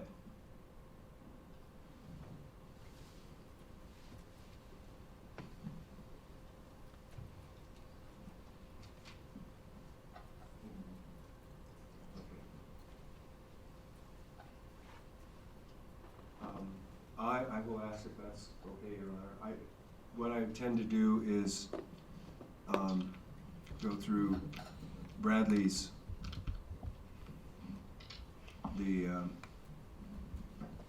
interviews, but not like we did on Cross, not like with Trooper Wegson, not like with Bradley, but going through and pointing out whatever else is well, it is based on direct examination of Bradley by the defense when he had an opportunity to tell a detailed story, sometimes minute by minute, about what happened to David that night. To emphasize or to point out where the corroboration is there and why it should not be discredited as it's unbelievable because you lied 3 years ago when you were a suspect for murdering David. Before we get into that, I wanted to ask, did you want to take another quick break, or should we just go after it? I hear one that, at least one. Go ahead, okay.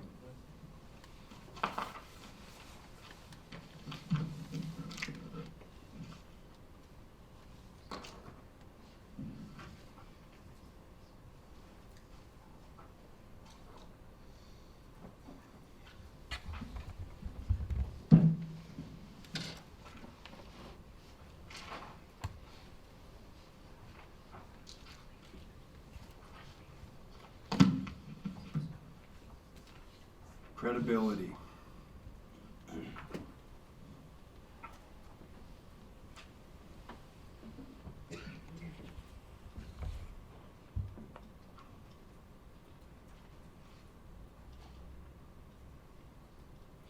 So think about the different settings.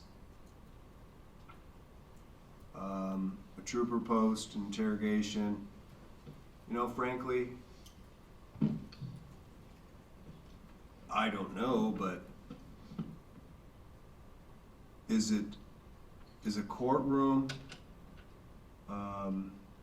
where you swear to tell the truth under penalty of perjury an easy place to step in and be subjected to cross-examination, similar to the interrogation by the troopers, but with some limits? There are rules for,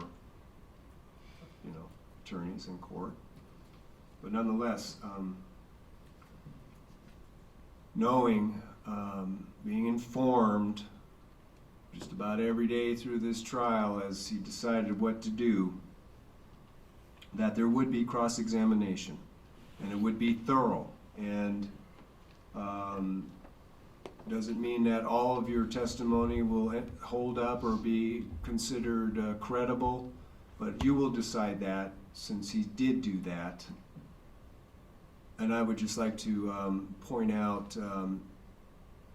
to a very large extent how his testimony about what happened to David is credible and corroborated, and how there could be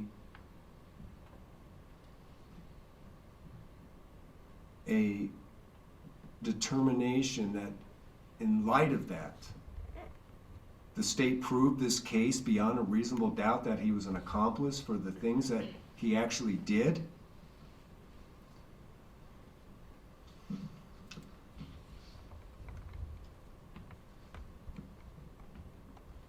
So these are bullet points coming right out of the record. So it was not going to be anything like what you've had to put up with or go through.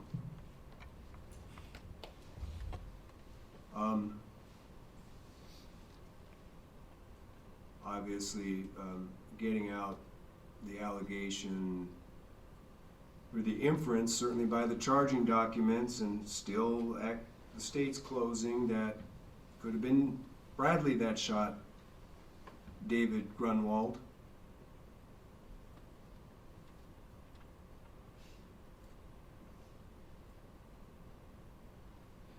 We can't prove who did, so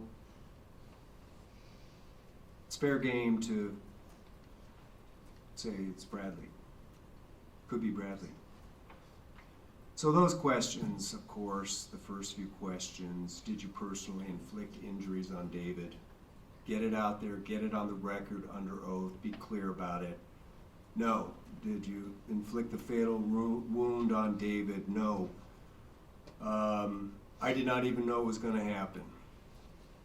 You know, a lot of these answers are not necessarily answers to the short, specific yes or no question. Those are the kinds of additional comments or answers to questions to pay attention to, because he didn't have an opportunity to do so before.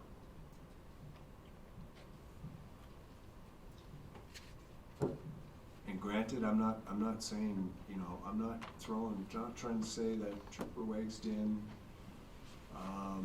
you know, that's what happens in an interrogation.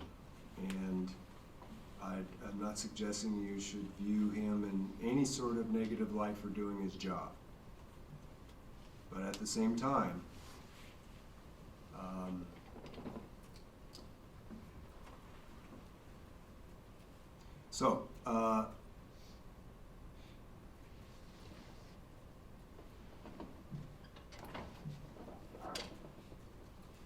now, as far as the accomplice liability questions, did you aid and abet or assist or help in committing murder one? No. Did you write down the lesser offenses under homicide? No. Did you participate in committing the assault by pistol whipping? No. Did you assist in the arson of the Bronco? Yes, I participated in burning the Bronco. And the tampering at the trailer, and being present when they burned the rug, and associating with these guys, if you want to call it that. You can call it that, just be mindful of who amongst these parties are trying to contact him. Who is trying to associate with Bradley? Is he trying to associate with them? Again, was he free to choose, that he freely chose the lifestyle of being homeless? Did he choose willingly, voluntarily, happily, despite partying shortly after, that night, despite that?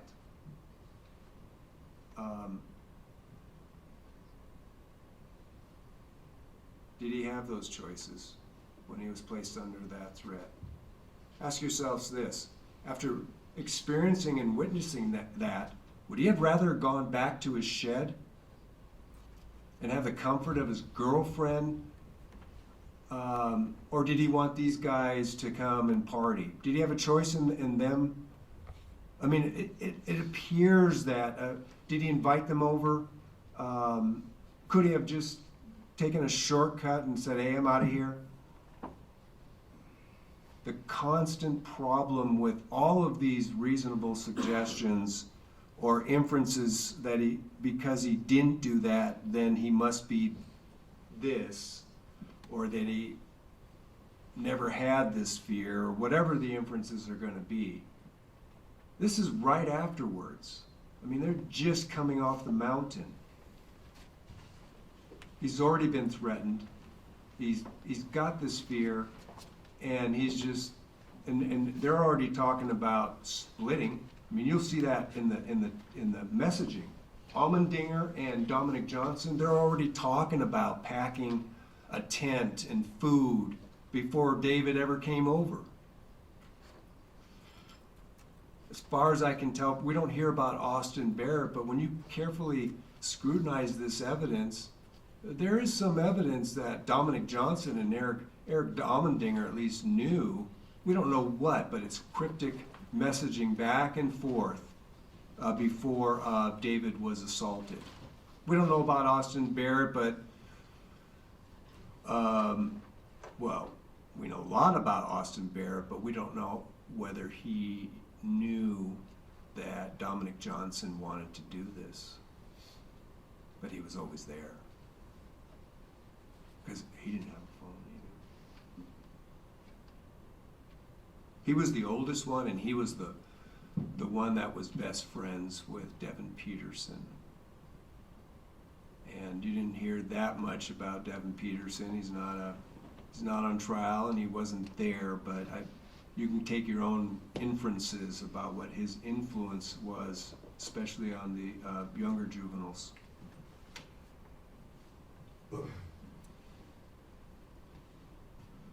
Right out of the chute, of course, no, I did not give the Alaska State Troopers a full and honest accounting of what occurred.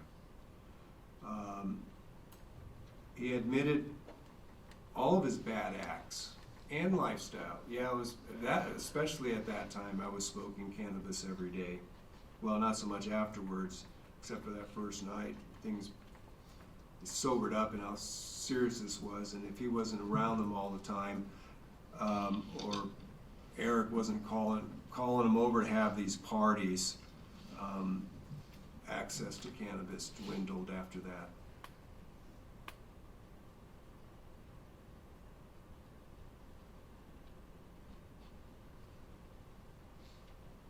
Once he understood really what, he didn't understand where the prosecution was going about this attempt to discredit him right out of the chute. You had 2.5 years to prepare, and you reviewed all that discovery, and you've been, the inference is you've been cooking up this story for a long time. He didn't really understand when he said, yeah, boom, boom, boom, boom, that rapid questioning, yeah.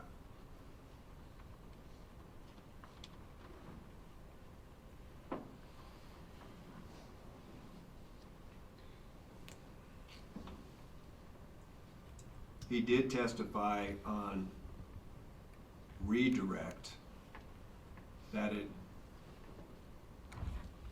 was primarily through this trial that he has finally seen all the evidence. And not that it matters what the relationship was between his lawyer and leading up to this, that narrative has always been in his head. Well, in a lot of ways, reviewing discovery but not keeping it triggered a lot of memories. Going through this in such detail. Light eyes. Light bulbs go on. Nobody ever walked him through it.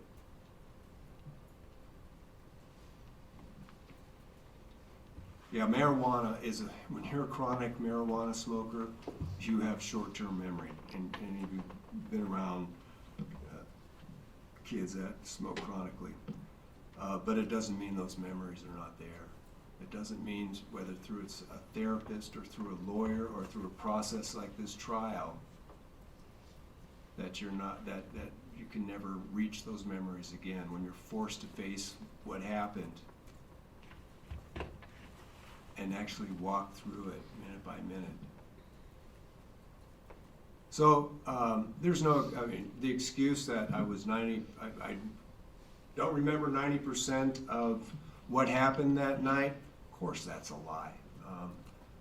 I mean, he was drinking and he blamed it on just being drunk. But the real problem for him is a reasonable inference to the extent that he was able to be, if he was willing even, to be more candid and not omit or lie. There's a reasonable inference that he couldn't bring those memories back together, whether it was the brutality of what he has witnessed or the chronic use of cannabis and loss of short-term memory. But under the right conditions, you can be brought back to that place and you can remember a whole lot more.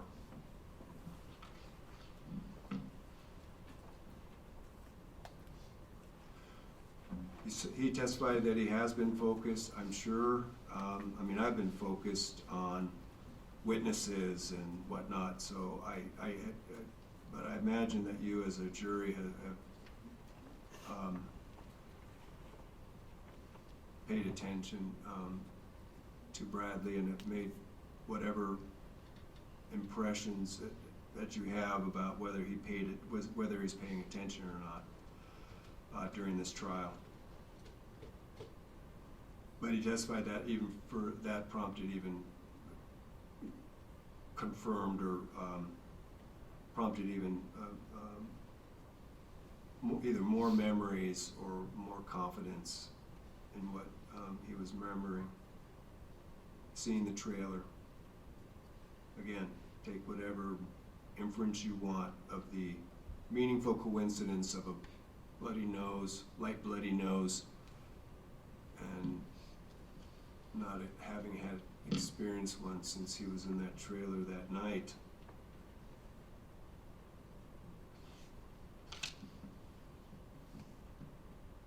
And then after the introductory answers, it was, are you ready to speak about your role and what the others did? Yes. And he told you the story. Now, how much of this story corroborates with what he did tell to the investigators? A lot of it.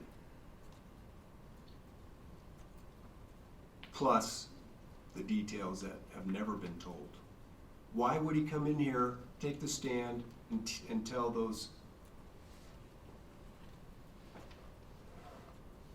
intimate details that have not been put on paper, have not been told to anybody, to law enforcement, or until he told it to this jury? My phone has stopped working. We know that's true. That's corroborated by in the interviews, and that's why Trooper Wixon had to give him a phone to be an informant. On November 12th, we started him the day before, not just the night of. And you ask yourselves, does that make sense? Does it add up? Says it was Saturday. Knows that because this happened on a Sunday night. Staying at Alyssa's shed at that time, waking up about noontime thereabouts. Was hanging out at the shed. Alyssa was there when she could be. She was there that afternoon. That's when Dominic Johnson, Austin Barrett come over. He's not out searching them down. They come over to the shed. He has no way of calling them. You have to text or message Alyssa. About mid-afternoon, 3:30, 4:30, somehow there's messaging going on with Dominic, because Austin doesn't have a phone at that time. It's Alyssa and Dominic Johnson.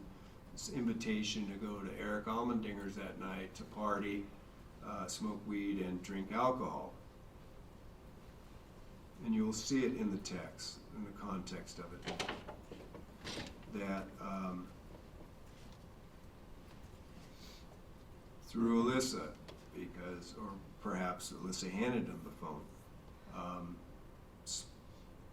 that he, or actually through Dominic, when you go back and look at it. Dominic, when asked by Eric who's coming, and at first it was, or Dominic is asking Eric, it's the exhibit, it's short, but that Brad's coming over. And then a few minutes later, a half hour later, question about who's coming, no, Brad's spending the night, and confirmed again and later. So Eric is trying to find out who's going to be coming over, and there's Dominic and Austin, and then Eric, Dominic and Austin, and Bradley testified and put that into context. Well, I'd been partying and, waiting for, I'll just stay here, wait for Alyssa to be freed up so she can come join me. But instead,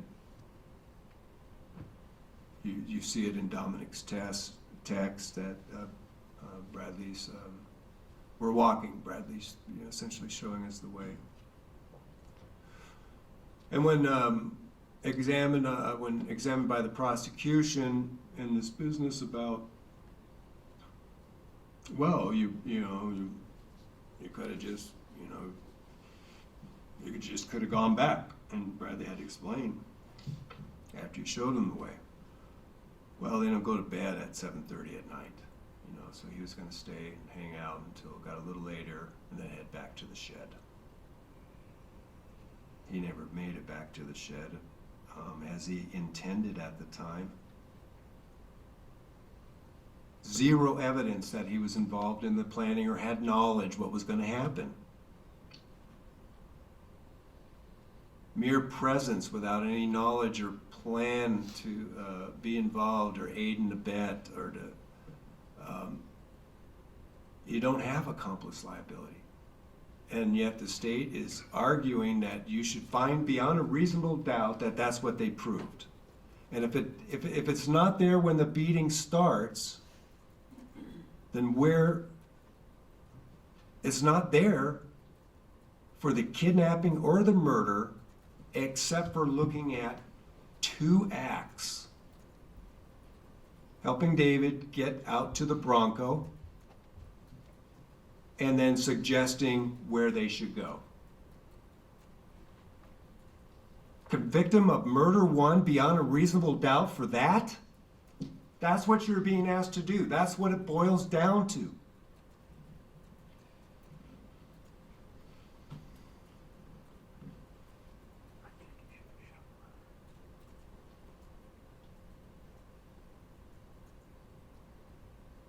I get it. You had your chance, you blew it. So we told you this would happen, and so it's happening.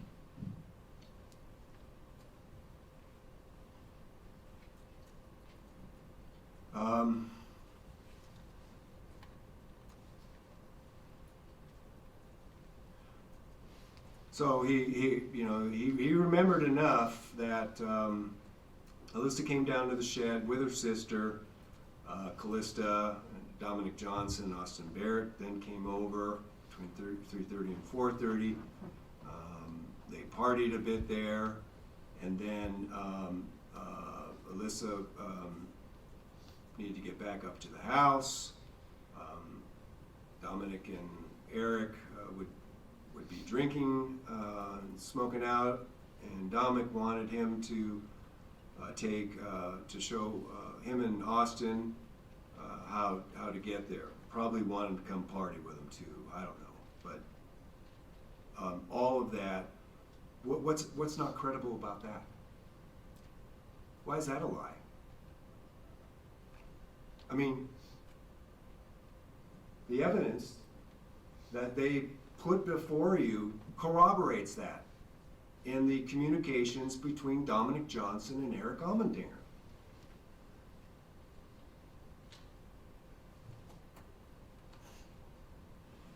Well, the association, this association, he testified he'd been to Allmendinger's house 7 or 8 times. That's He's saying more times than any of the other witnesses that know Eric Almendinger, friends of his. He's just saying he's been, been more there than other witnesses were saying. This was not a close association on his part. Doesn't mean that, of course, that he didn't associate with them in other locations. I'm not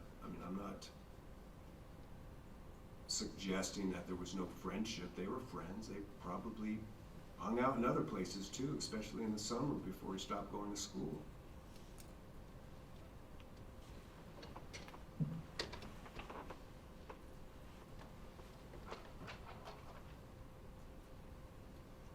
So he did testify about that he really didn't want to go, but Dominic said he didn't know the way through the woods. So I was pretty high. I wanted to stay with Alyssa, but I took him. Might as well stay there and party for a while. When it gets late enough, or when Alyssa somehow gets a message to me, I'll head back to my shed. Eric always had a lot of weed. That was a big attraction. He didn't have the money to buy it, $20 here, $40 there, $50. So that was a natural draw when you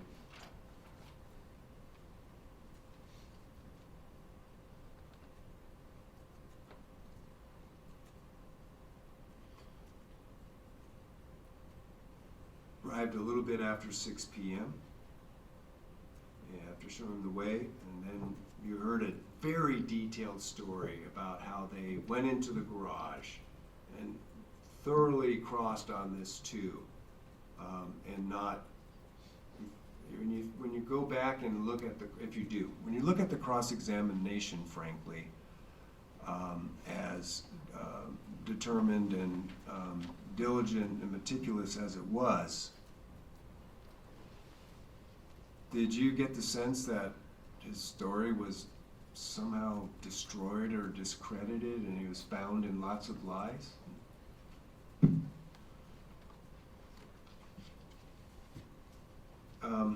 It was consistent.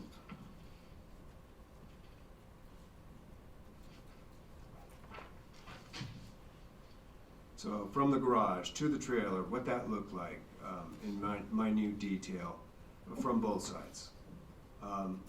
Who came to the garage when? When did David appear? How did they get in the camper? Why was it dark? Why was it quiet? Where everybody was in the camper? Leading up to, and what was being said or not said, or what was the environment in there?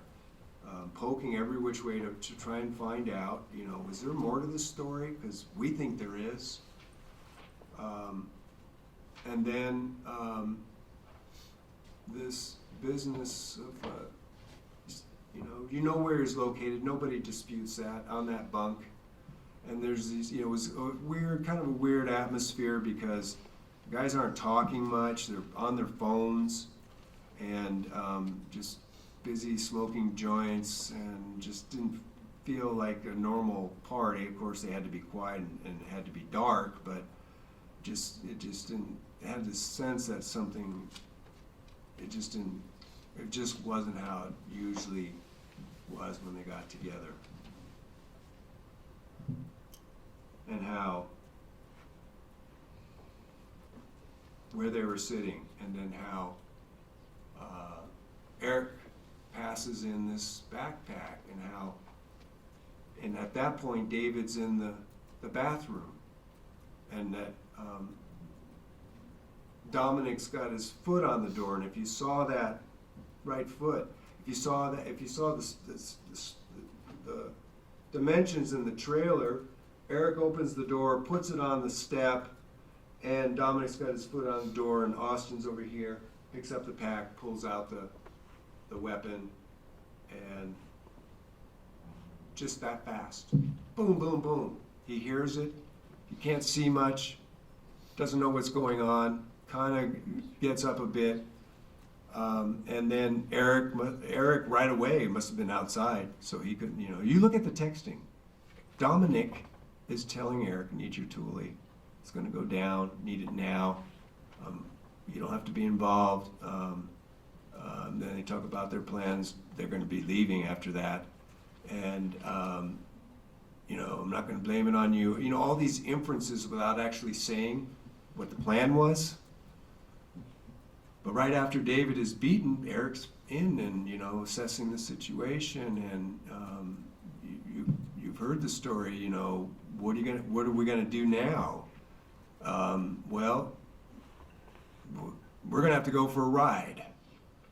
We're all going out to the Bronco, Dominic says, or Eric says. And then David's on the floor of the bathroom, and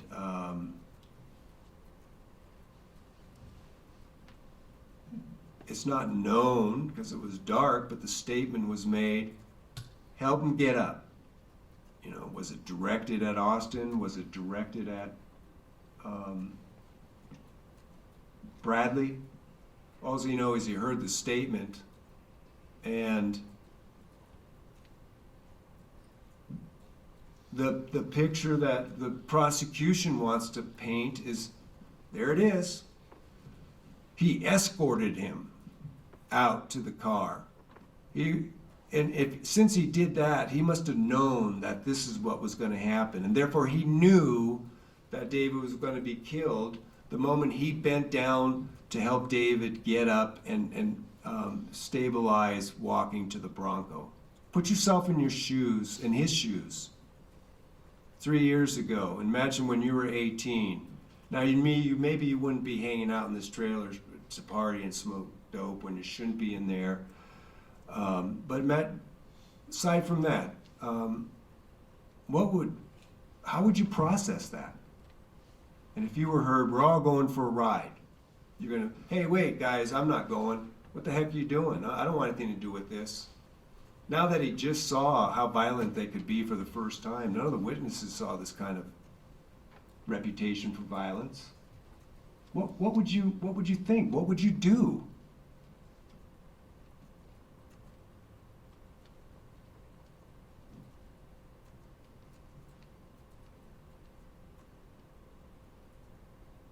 So you have to determine from his state of mind, the circumstances at the time. Was Bradley's helping David get up off the floor and out to the Bronco with primarily Dominic Johnson leading him by the shoulder? Has the state proved beyond a reasonable doubt that he intended this to be a kidnapping and lead to his murder?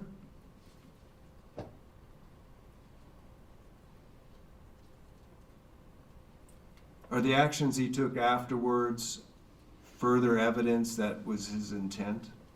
I mean, come on.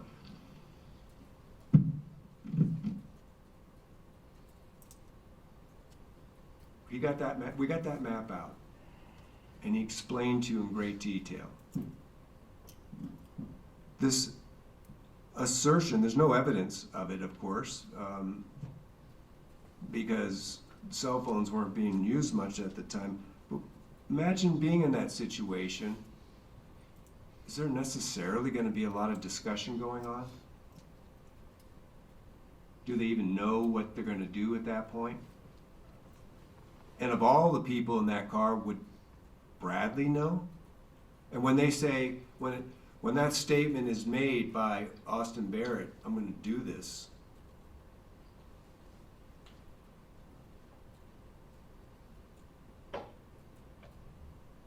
And other statements, we can't let you go home like this. And it's starting to sink in. I mean, can you imagine thinking that in that situation at his age that the end game here is going to be an execution of David? He doesn't even know David. He doesn't have anything against David. He wonders, what do you have against David? Why are you doing this?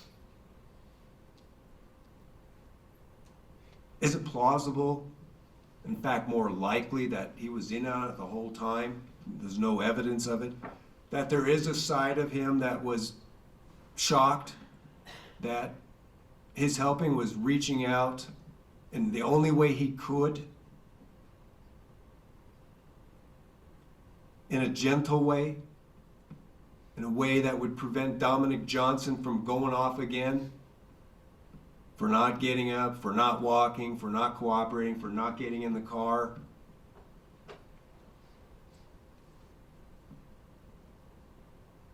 And though he doesn't know where they're going as he testified, he saw they're going north. Now, if it was just Coal Hills, then you gotta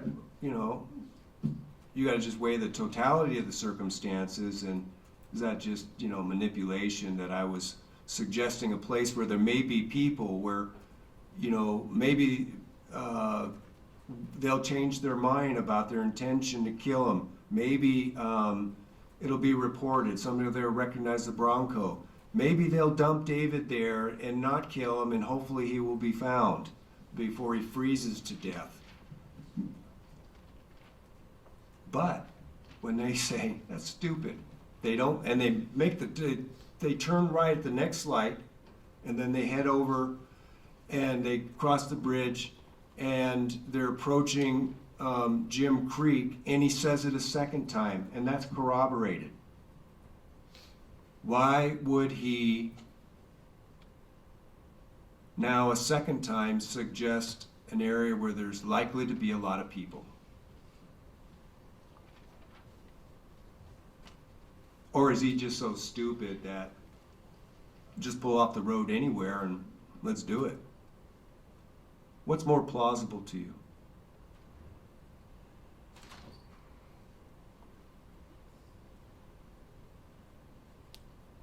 The state does not have room to argue anything else. They've gone this far. He's on trial for murder in the first degree.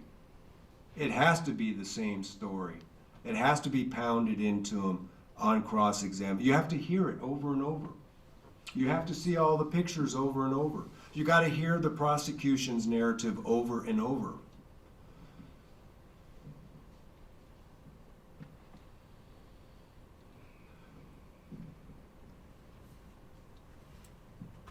Nobody has described what really happened.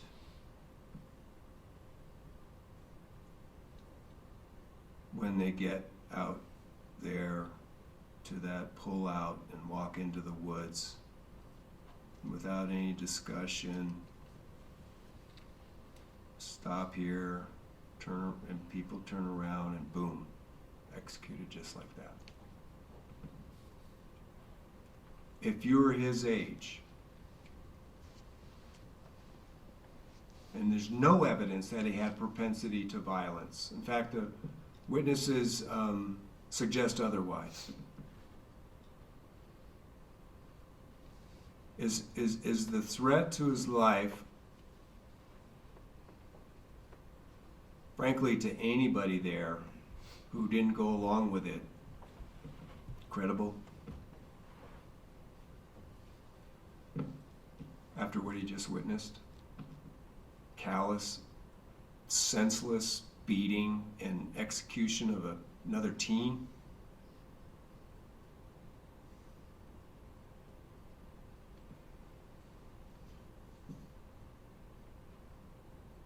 But he tells it. He tells it in great detail. He remembers that part. He remembers where Austin Barrett was standing, where Dominic was standing, where Eric was, where he was standing, turned his head,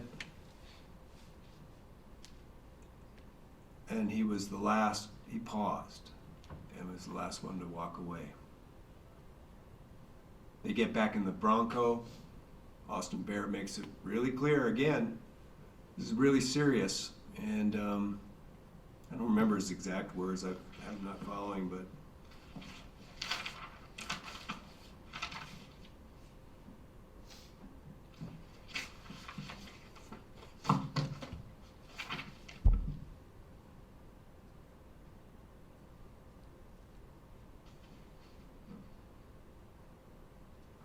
if he was lying, and I hate to do this part,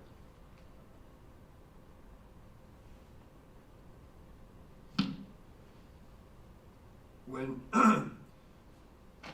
would he have to say this if he was just telling his story, just to get it out there, some other narrative that he's not responsible? David said a couple of things before we got to the bridge. When we got to the bridge, Austin said, "We'll keep going." After Austin said that, David was silent, sobbing to himself. He stopped crying somewhere up by the bridge. I don't know if he was conscious. I didn't say anything to him. Or, when Austin said, "I gotta do this, we can't let him go." Did Bradley have to tell you as part of this that David slowly leaned back in his seat?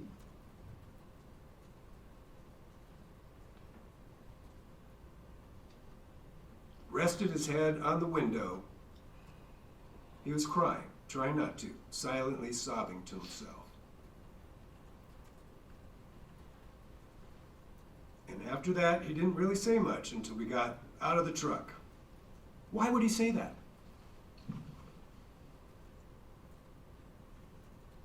If anything, it's going to generate even more outrage. It doesn't matter if you had anything to do with the planning and the beating, you were there. You sat next to him. Is he telling a lie when he tells this story? Has the state proved beyond a reasonable doubt that he's not credible?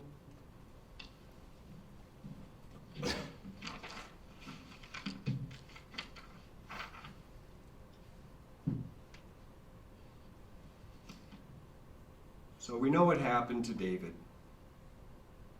And we know there was more threats, and then I can't get into his head. I do sometimes. I try to understand. If I was in that situation, and I was his age, and I went through that evening, and that threat is made even more clear once David was killed.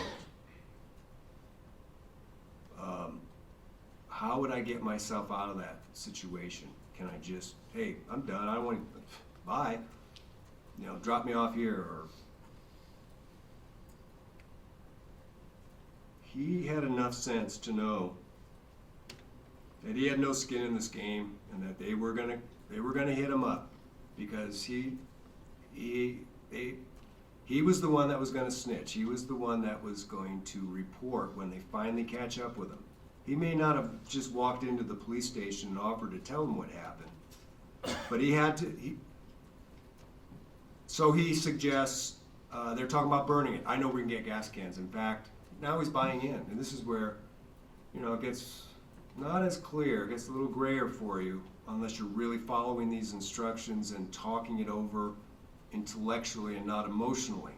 But let's just take it from there. All right, he's taking actions. He's acting now. Before this, there was no real act, but he's actively suggesting, let's go get the gas cans. At the same time, part of him wants to escape. He wanted to get out at Devon's like Austin did. And still thinking about getting away. The corroboration of Pamela's, Grundon and his story, it's just sheer, I don't know what, that this information would come to light during his trial. But he was trying to get away. And that was, if he did, he knew he was going to be at risk. And it's no wonder he called Pamela and her husband. He's one guy, a vet from that war, and we didn't get into what his duties were, but he knew him, he knew he was safe. But didn't have that opportunity, that window closed because nobody answered the phone. So he's all in on the burning now. These guys need to know, you don't have to worry about me. And they were his minders until they were all arrested. They were in his ears every time they heard about an interview or a contact, starting with Almendinger, and getting closer and closer, especially after they contacted Bradley on 11/26 with Alyssa, and Austin is in the car and knows he was just interviewed by the troopers. And Austin hardly ever left his side the rest of that time. You look at the testimony and the contacts, Austin is always there. It's convenient because he's homeless, but whether or not the threat to him diminished after this amount of time passed, it's pretty clear in the interviews with the troopers, especially on the 12th. I mean, he was consistent all the time when Trooper Wexton was getting so close and nailed it about, you keep leaving Austin out of the picture here. What's up with Austin? Makes me think he's the shooter. Bradley did not budge on Austin, no. Slipped a little bit, but he would just soon blame it on Eric, who by then is going to jail, or Dominic, then blame Austin. He would be the last one to snitch on, because he's the shooter. He's the cold-blooded shooter. He's the executioner for no damn reason.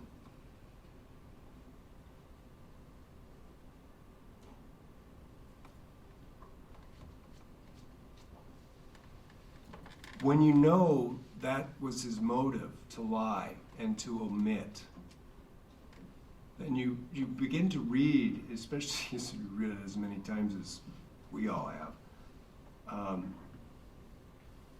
That's where you have to, that's what your job is about, is to make a subjective judgment about what was going on in his head at that time, at that age, under those circumstances.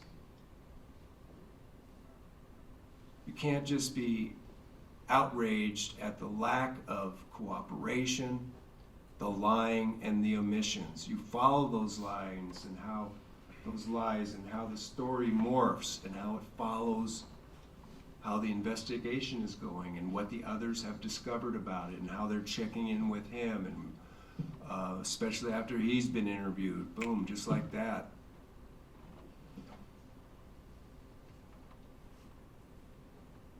And he has to keep reassuring them, he didn't snitch anybody out.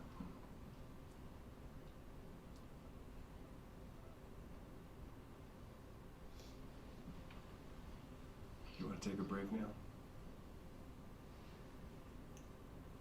How much do you have left?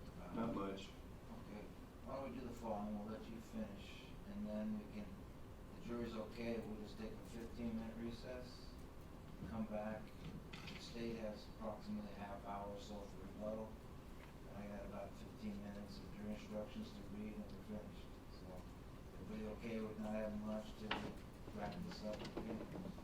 We will take a break, and how much time do you got? How much time do you got left? Probably 15, 20 minutes? 15. So let's take a break now, and then we'll come back and we'll take a ride.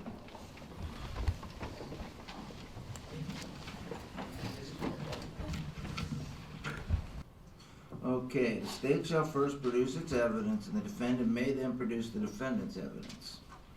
The state will then be confined to rebutting evidence unless the court, for good reason and in further justice, permits it to offer evidence in chief. It's pretty straightforward. There's been no petition to the court by Mr. Kalachek that he wants to offer evidence in chief. That's not what he's doing, is my understanding, based upon your offer of proof. Just strictly commenting on statements made by the defense and directing their attention to certain evidence that pertains to that, but I think Mr. Provost has pretty much covered everything under the sun in this case in his closing. I don't think he's been limited. He's covered credibility. He's covered all the witnesses. He's covered the evidence. He's covered his client's motivation to testify. I can't think of one thing, and I know he still has a little bit more to do, but I can't think of anything that he has not covered / argued. So I know that, rebuttal is one of those things where, the jury's been sitting here 3 hours, and I am acting at my peril when I decide to go a little bit longer than a little bit shorter, but the defense closing has been a 3-hour closing. It's been extensive, so it's hard to imagine like what would not be, rebuttal evidence if I'm addressing the defense closing. That's exactly what my rebuttal's gonna be. It's not gonna be, it's not gonna be replaying my PowerPoint that I presented to the jury yesterday. Look, Obviously. I trust that was sincere, but I'm not flattered about thoroughness. This has been a long trial with a ton of prosecution evidence. 3 hours is nothing compared to Bradley Renfro's the rest of his life. And I am not putting any limits on you, so that's why I didn't put any limits on it. It was a 6-week trial. You guys do as long as you want. He needs a little extra time for his rebuttal. I think that's fair. That's all, as long as he sticks within the parameters. I just So. made an observation. I wasn't saying like, that Mr. Provost should do 2 or 3 or whatever. I was just saying that's the math we've done so far. I'm not commenting on what they're doing, their strategy. It's just the math. And that's fine. So let's get him in here and get finished, and then we'll go in there and see where it takes us.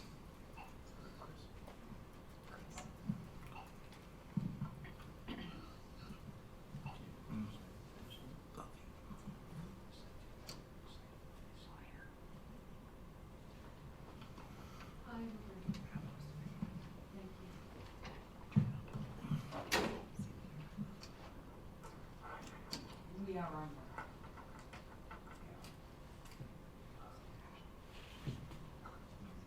Okay, gentlemen, we're on record. We'll just wait for the jury to come back.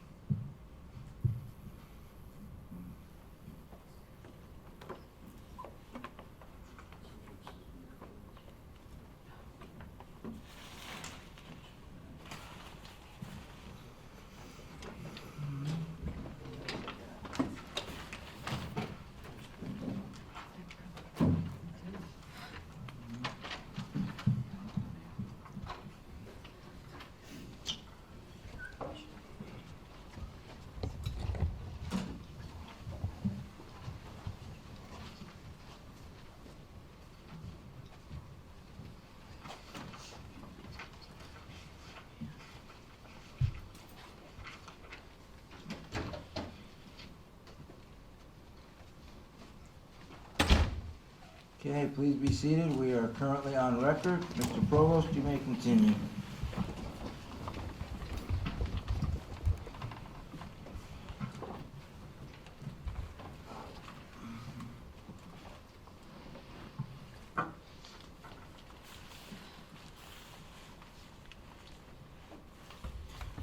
The prosecution's cross-examination on Bradley, of course, focused on credibility, naturally, and going over those 3 interviews again. Something you may consider in addition to the story he told is the honesty that he showed in acknowledging. And now, of course, he wants to put context as well, of course. But so, very quickly, 1126. That was covered, of course. What did he admit to on cross, possibly direct as well? That it was not true. He didn't remember anything. That he said they were partying at the Little Sioux. That was not true. That he was too intoxicated to remember. That was a lie. I think that in any context, I think I said I didn't know where David Grunwald was. Blatant lie. When asked if, when he asked me if I was scared, he's talking about the troopers, of Eric or Dominic. I wasn't scared of them. that I could beat them up because I had quite a background in Taekwondo. It wasn't true about being too drunk to remember 90% of the night. And when I told Sergeant Wegson that it was all Eric, I was lying.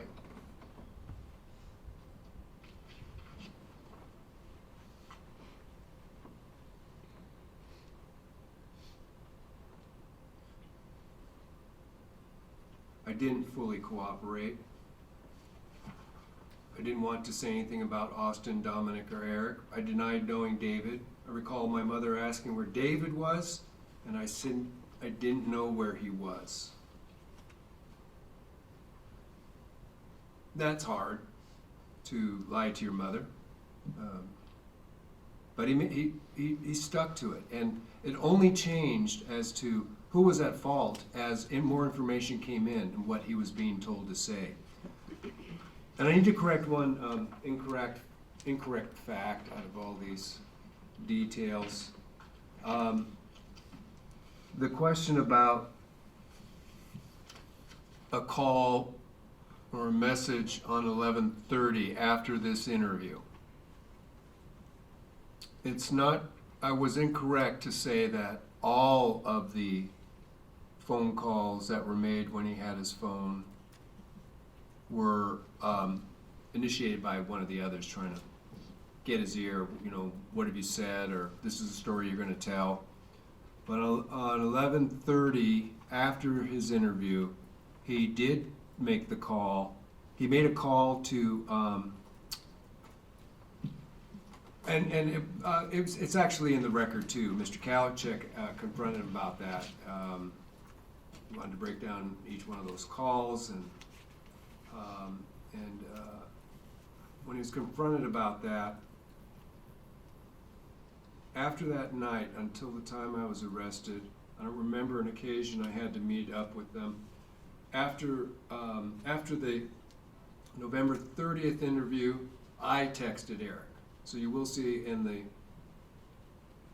exhibits where he is saying, I'm the one that initiated that communication. I told him what happened at the interview. I don't remember specifically the conversation. Austin, most times, he would text me with Dominic's phone to set up a meeting or just to check me out. But so the text to Eric, Taven Johnson, when knew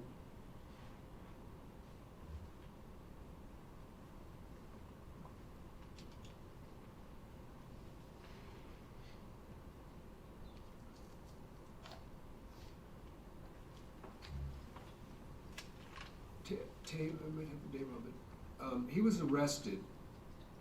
Eric was arrested at Johnson's house. Taven was there and knew that he was arrested, and he could have, that's how he got to the interview on 11:30. He was arrested at the Johnson, that's where he was staying, Misty Johnson's house. He was with Taven. Taven knew he had been arrested, and Eric, Mr. Provost, if I may interrupt, you said Eric was picked up. no, Yes, that's what you said.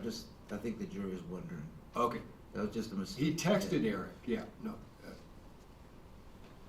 Bradley was arrested on 11:30 before the interview and brought to the station. And after the interview, he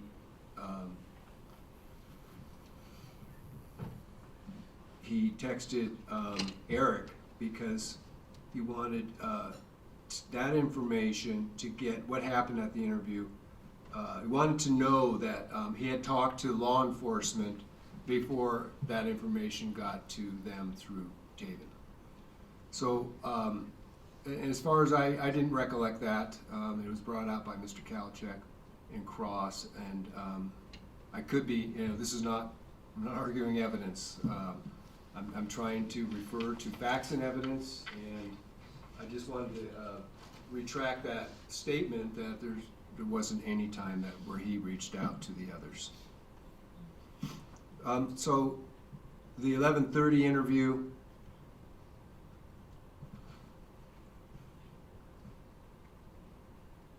he tries to put context as he told the story to you.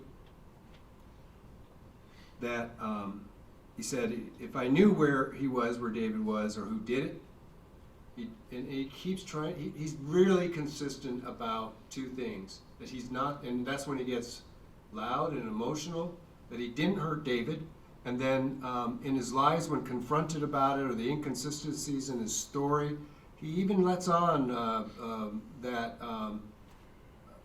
it was so clear to Sergeant Wegson that there's, you know, what you remember, you confronting him, are you afraid? How could you be afraid? And it's okay to be afraid, but you know, all those different ways to get him to get over it. He never got over it. He didn't get over it after these interviews. He didn't get over it at any point in time. But he's so consistent about that. And the troopers knew that, but and tried every which way they could get around this expression of fear. Either we don't believe you, or that's stupid, or you know, logic. How could you be afraid if you know this or that, or and the same thing with being informed. In the end, they're going to know. He's telling his mom, my name is going to come out in the police report, and they're going to know. Look for that. If you want to judge his credibility, see what's consistent about his interviews. Disregarding the first one, there wasn't that much there except just outright denial and excuse that he was too intoxicated. But on 11:30 and on 12:06 again, that is the consistent statement that he's making as he's lying. And they know he's lying. Of course, they have the evidence. But he can't help himself to say that, well, it's because I'm afraid. You know, if I knew where he was or he did, I didn't want to say what happened to him. I didn't want anyone to retaliate. I remember the whole story about the Bronco. It was my idea, but, you know, et cetera, et cetera. And then on December, the lies and the omissions. I said David Grunwald was talking the whole time, and there were a couple of periods of silence. I said everything Eric said was true. Eric didn't do anything. It was somebody else. Being Dominic and Austin.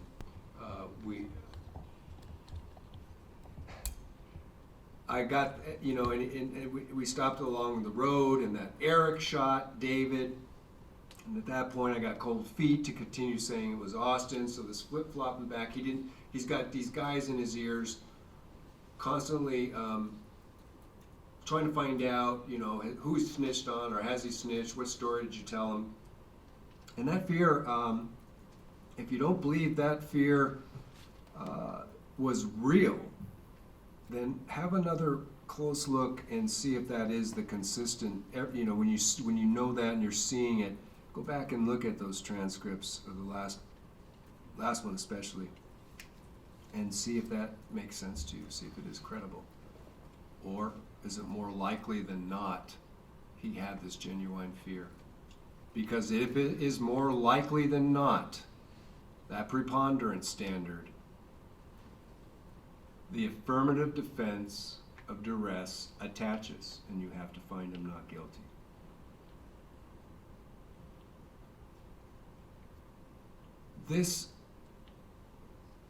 What you have to do in this case is incredibly difficult. The state hasn't made any case that he's a principal, and has acknowledged that essentially. There's no evidence. The state hasn't proven beyond a reasonable doubt that Bradley was involved in the planning before David was assaulted. And if he wasn't involved in the planning, he didn't know. And this goes down and is helping David just a few minutes later get up and walk to the Bronco, Does that mean suddenly now he was in on the plan all along? And that he's doing this with the intent of helping him to the vehicle so that they could kidnap him and drive him out to a remote location and execute him? But afterwards, when that threat is made again by Austin, in even clearer terms, and he's got no skin in the game, he hasn't done anything, he's been along for the ride, he's helped David get up and get to the car. Now you get into more difficult considerations about, given the voluntary, clearly, whether it's voluntary or not, but he is definitely made it clear to those guys, I know where to get the gas cans. Yet they're still parking out of view of the camera, as you know. This came out in this state's case. And they're talking to him about that. You're gonna do this. You're gonna go in there and buy that gas because there are cameras. That way they know that you're a part of this, and you're not gonna snitch on us after that.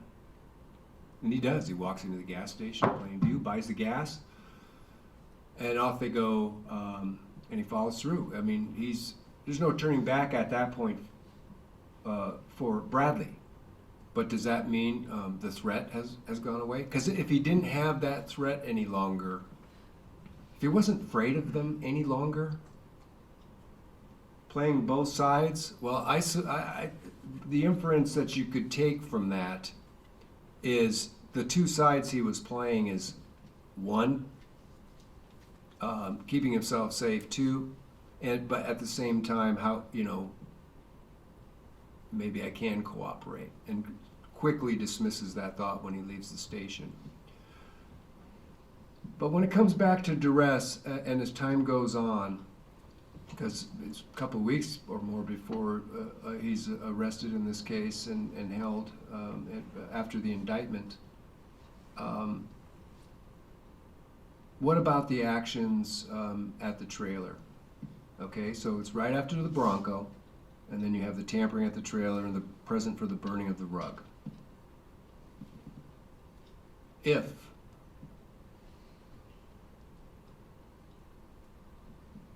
you find that it's more likely than not,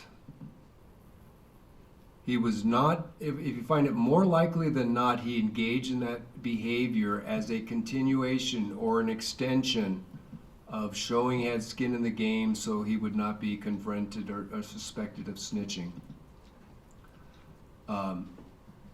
the affirmative defense of duress attaches.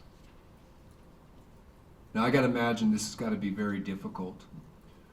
You have taken this oath, and George has ordered you not to willfully or deliberately, see what's going on with the media or the social media in this case. And I think this came up in voir dire as well, but one of the things you're going to have to face as you deliberate and make determinations is, what are my friends and my family and the public? How are they going to view me if you follow these instructions and you're thinking from your frontal cortex instead of your heart? How are you going to handle that? Well, you got some wiggle room there, but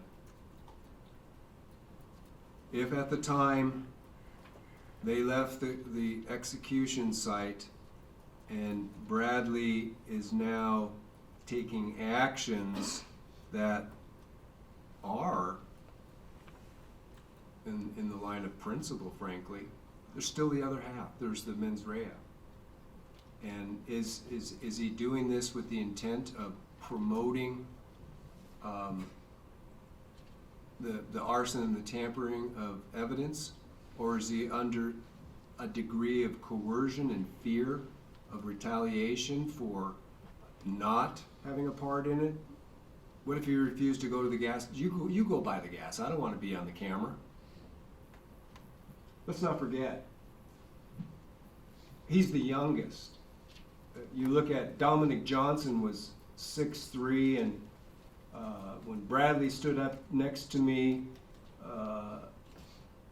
Trooper Wegston thought it was reasonable that he was 6 inches shorter than me, 5'4". Dominic Johnson is a foot taller than him, and at 270 pounds, right? So, not that Dominic needs to use his sheer brute size. He's armed. Austin is armed.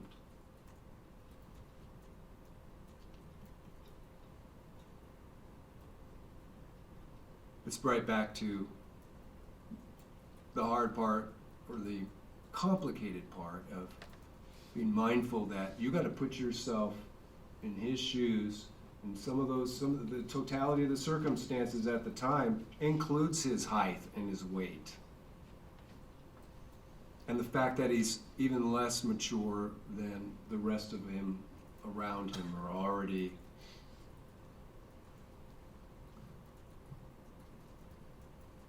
so you're going to have to work through that yourselves individually and as a group.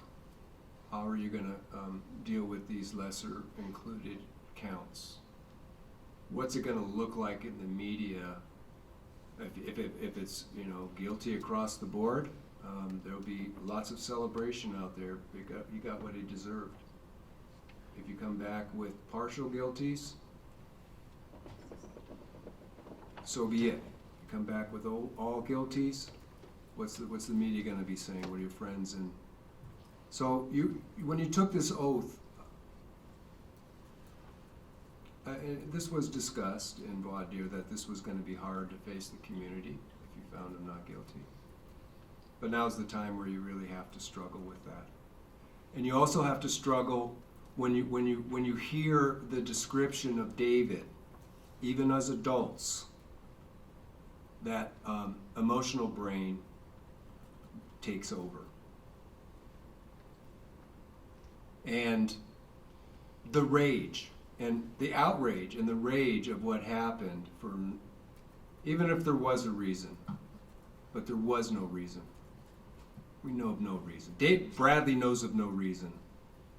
How difficult that will be to manage, the 12 of you that go back there and deliberate.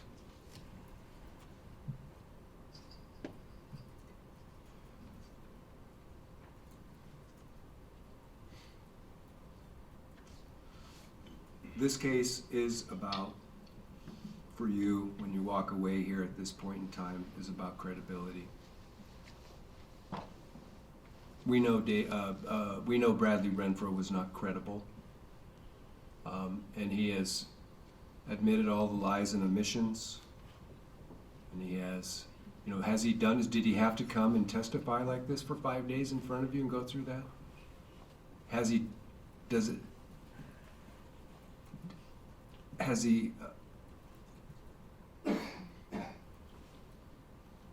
told you the story in detail that is credible? And if it's not credible in some parts because it's not consistent maybe with something else he said earlier, but the bottom line is, if you find that his story is credible, more likely than not,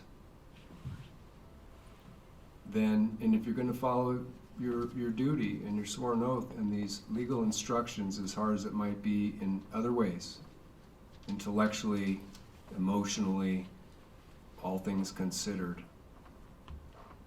keep each other strong. Talk about it. Listen to each other. Find out what makes sense.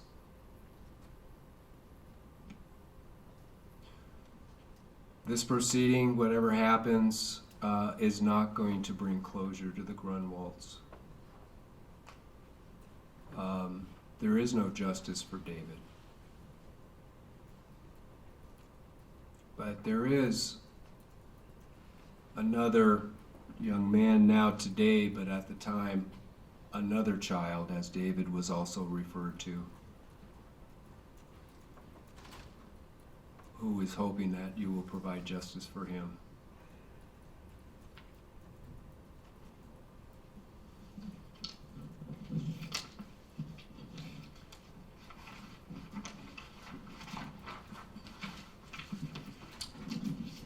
I believe the state will have the last word here.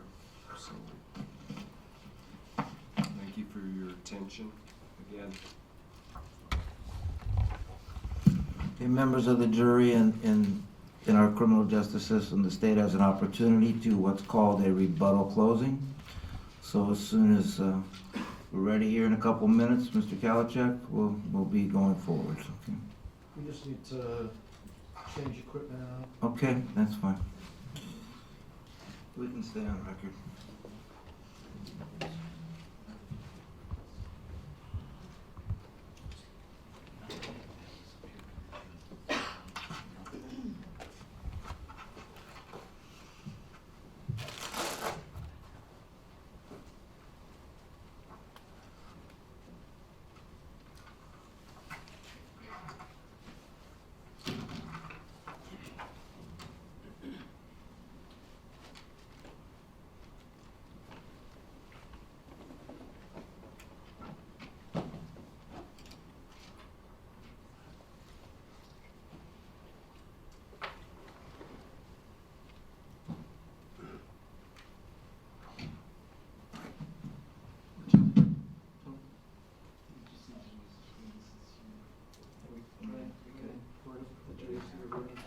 Time crunch, so.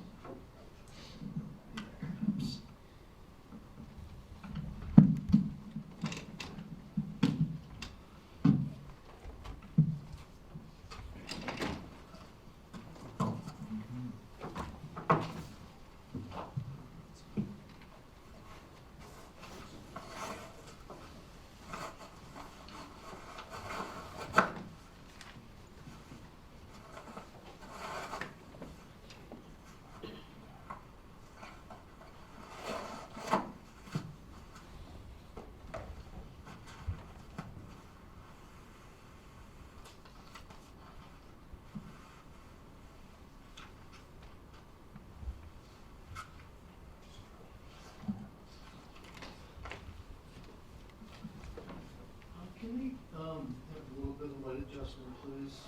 Sure. And I can start and tell me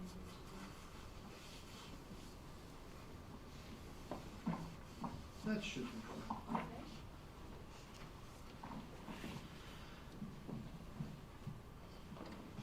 do. Okay. Hello. This is the way it always works. The state always has a second opportunity because we have the burden of proof. This is standard operating procedure. And the point of this is just gonna be, I had a chance, you saw, I was sitting here taking some notes with my two fingers while Mr. Provost was talking. So I wanna really address, it's called rebuttal argument. I wanna address specifically some of the statements and arguments he made in his closing argument. Clearly, it's not going to be a replay of my main closing, and it's going to be focused more particularly as to what was discussed this morning. So the issues haven't really changed very much because all of us know what the issues are. The issues are the same as yesterday in terms of your decisions, whether the crimes were committed, whether Bradley Renfro is an accomplice or an aider and abetter.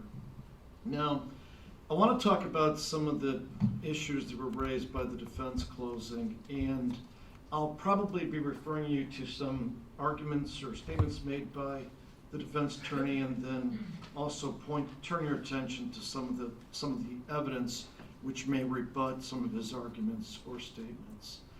So, one of the issues, the defense closing. When I heard Mr. Provost basically said, you gotta trust my client's last story. So we all know that's his fourth story, and we all know that means he's asking you to trust completely his client's testimony to support their defense. Now, looking at the bigger picture, some of the things you should consider in the jury room, can we trust any of these defendants? Basically, Renfro has already told you that you can't trust Eric Almendinger because he's a bad guy. He's already told you in his testimony you can't trust Dominic Johnson because he's a bad guy. And he told you certainly can't trust Austin Barrett because he told you he's the murderer. So that's pretty much been settled that you can't trust any of them, but the defense wants you to trust the only other guy Bradley Renfro. And when you do that, you have to ask yourself, for the others and more specifically for him, in this case, do they have a motive to lie? Now, because they were in the camper, because they were in the Bronco, because they were at the murder, because everybody except Austin Barrett was at the burning of the Bronco and the gas purchase, they clearly have motives to lie. I submit to you, ladies and gentlemen, this is exactly the kind of case that's designed, that the statute was designed for, the aider and abettor statute was designed for. Now, there are some things that I agree with Mr. Provost, okay? And you saw, I let Dr. Smith give you a dissertation on adolescence, so I didn't object to that. But I don't have a problem with these notions that the defense has raised, that people act differently when they're young, when they're old, when they're middle-aged. I also don't agree that impulsivity may play a role. And I would submit to you that a lot of criminal conduct is impulsive conduct. I agree that teenagers can be risk takers. I agree that teenagers can be influenced by things like music, peers, social media. And the reason I agree is because we always knew, even when we first got this case, we knew all these things would play a role in this particular case. That's why we showed you, we debated this, how much of a factor is this gang stuff, this gang emulation? Well, I don't know, but certainly it falls into the category of peer influence, of what adolescents are influenced by. And so now we know, you probably can tell from the evidence that all these things do play a role in this particular case. The one thing that Dr. Smith didn't focus on so much is that drugs and alcohol also played a role in this case, as they do with a lot of other criminal cases. And sometimes, the drugs and the alcohol are linked to impulsivity. You guys have seen drunk people before. Sometimes drunk people don't make the best decisions. Sometimes they don't act appropriately. So, when you look at the evidence, something the defense left out during their closing was that their client was high the whole time, and he was drunk and high some of the times according to his testimony. And I'll talk a little bit about that when I get to the issue of Mr. Provost wanting you to consider his mindset during these things. But we didn't disagree with any of that, but the drugs and the alcohol definitely play a role, just as much of a role as the other stuff. Now, some of these statements, he's trying to save his life. I don't know what that means, really. Like it's a last-ditch effort for him to be found not guilty, to distance himself from the other people. We don't have the death penalty. The jury instruction says you can't consider punishment. There's only one person that lost his life in this case, and that's David Grunwald. Mr. Provost made a statement, why would Bradley Renfro intend that this happened to David Grunwald? Well, as far as the testimony, I don't think any of the testimony suggested that there was a plan in place. The closest we come to that is the shed video, which the defendant does not recall. But we know that the discussion, if you listen to it, the discussion is of general violence because we only have about an 8-second clip of it. So there are no names. It's just the way we have it, the way it was found. It's just a clip of Dominic Johnson talking about inflicting general violence upon a person's head. So we never told you that they were planning to kill David Grunwald in the shed. But to turn that around, why would any of the other people, his friends, and these are people he had no problem with before the 13th, why would they want to kill David Grunwald? There's no evidence of that either. So that's why I agree with that previous slide.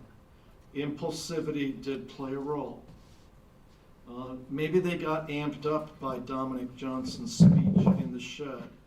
maybe alcohol fueled this and the drug use fueled this, or maybe it was a combination, of this cocktail, of what was said, of their, maybe they were brainwashed to the extent by some of the gang stuff, of the drugs, of the alcohol. Maybe David did say something to them, but the state never said that this was a long-term plan to kill David Grunwald. We never made that representation to you. Even in the text between John and Elmenanger, they don't really say in particular what the gun is for, and they talk about other things too, other supplies also. But there is no evidence on Bradley. Well, yeah, there are no prints, there are no DNA, there's no blood evidence on the other guys either. And there was a major cover-up. The truck was burned, clothes were burned, communications were deleted, phones were destroyed, the trailer was bleached, the rug was burned. That's the reason why we don't have any of that scientific or physical evidence that we sometimes have in other cases. The defense suggested to you to think about what would you do if you found yourself in that kind of situation when you were 16. Well, I hearken you back to Dr. Smith's testimony that most people don't find themselves in that kind of situation when they're 16. You saw that fortunately for this country, our juvenile crime rates have dropped dramatically. And fortunately for this country, there's a very small percentage, an extremely small percentage of juveniles that get arrested for murder or non-negligent homicide per year. Out of the millions of juveniles, I think we showed you 2012, I believe, in the cross-examination materials, and it was like 720 out of millions of juveniles that were arrested. So you can, I don't have the exact numbers with me as I do this rebuttal argument, but you can look at that in the state's cross-examination material, or look at your notes when I cross-examine Dr. Smith. Now, this, this golden nugget that the defense found about Pamela Grundon, well, I mean, he should have known, right when we charged him, that he had called Pamela Grundon that day, unless he just remembered it during the trial because of being high or being drunk. But bottom line here is, what kind of inferences can we draw from the Pamela Grundon information? We don't know what he was calling about because he didn't leave a message. And she didn't enlighten us about what he was calling about because she didn't pick up the phone and she got no message. So it could have been just simply asking for all of them to get a ride after they burned the Bronco. Now, there is a little bit, you have to do some fact checking, and there are some mistakes. There might be some mistakes in my closing, for all I know. I've been trying to be careful, but there were other calls made from Dominic Johnson's phone. You can see that in the state exhibit. That wasn't the only one. So here's the thing, like Mr. Provost says, you gotta believe my guy in this testimony because he gave new information. Well, what new information did he give during this trial to give closure to the victim's family? He didn't give anything. I mean, he gave the same garbage he was giving before. All he did was took the story, his last story, so not the first one, he abandoned that one. Not the second one, he abandoned that one. He took the third one, he switched the names around. So basically, for the beating, he switched the name Eric to Dominic. And then for the murder, he changed Eric to Austin. And even during these name changes, he's still slipping up. Like, we got these from notes we took during the trial on day one.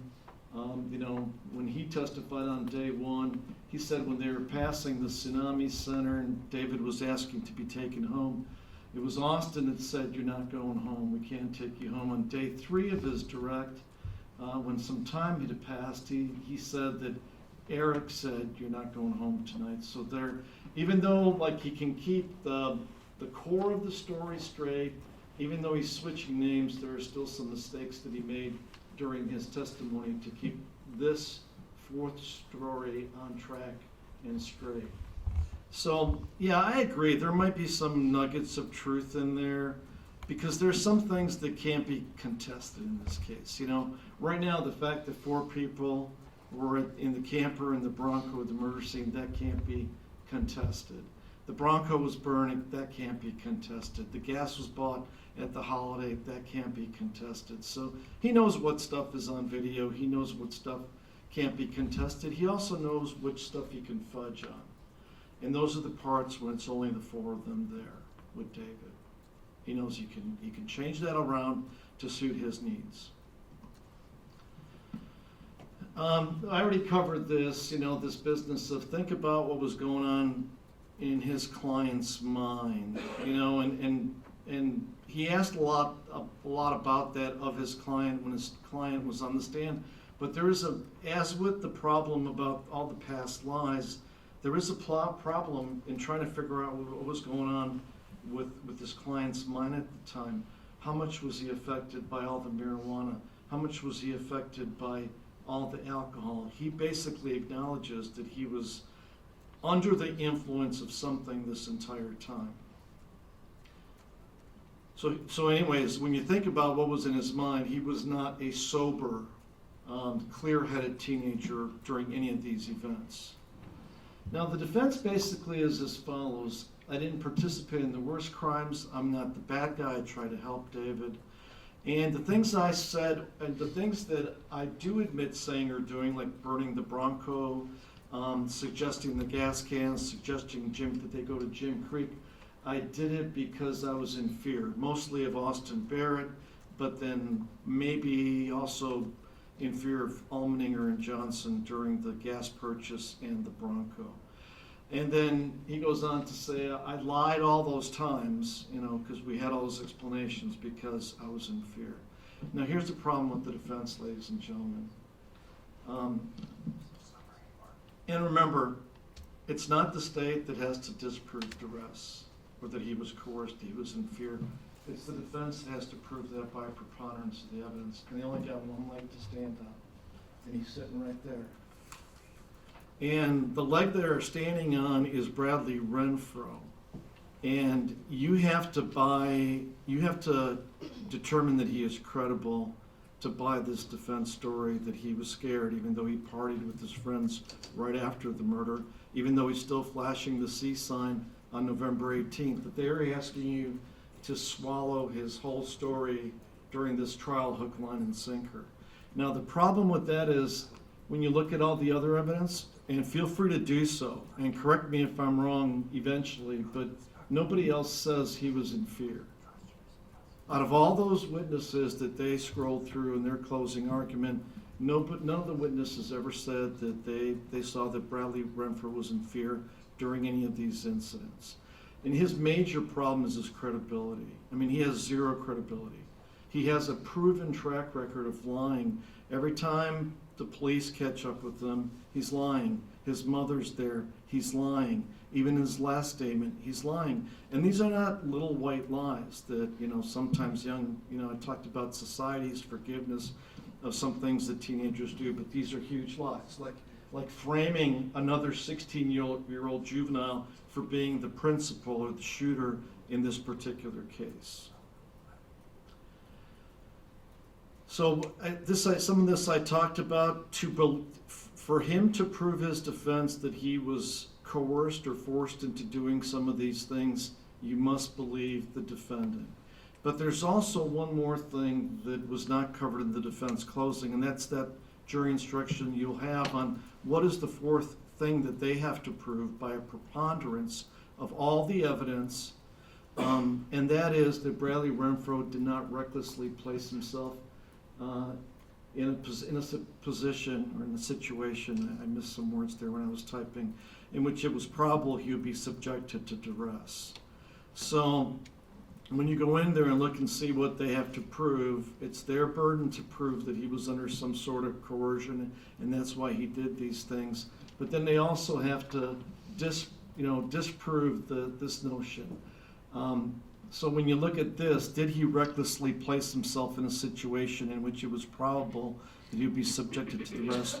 He put himself with all these people. He knew they had guns.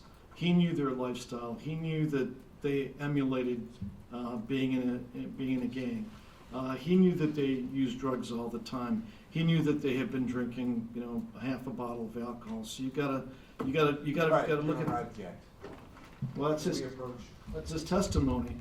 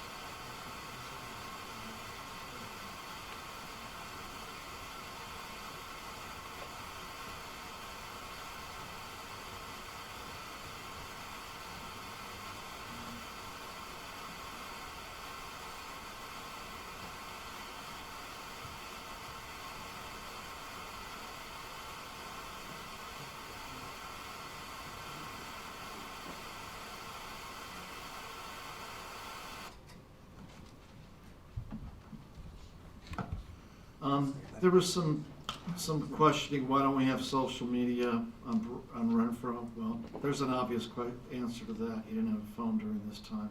Search warrants only cover the pertinent time. We don't get search warrants for a year in advance. They apply to the time period in question.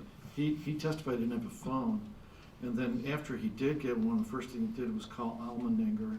And then he also deleted all his messages between him and Almendinger and him and Johnson.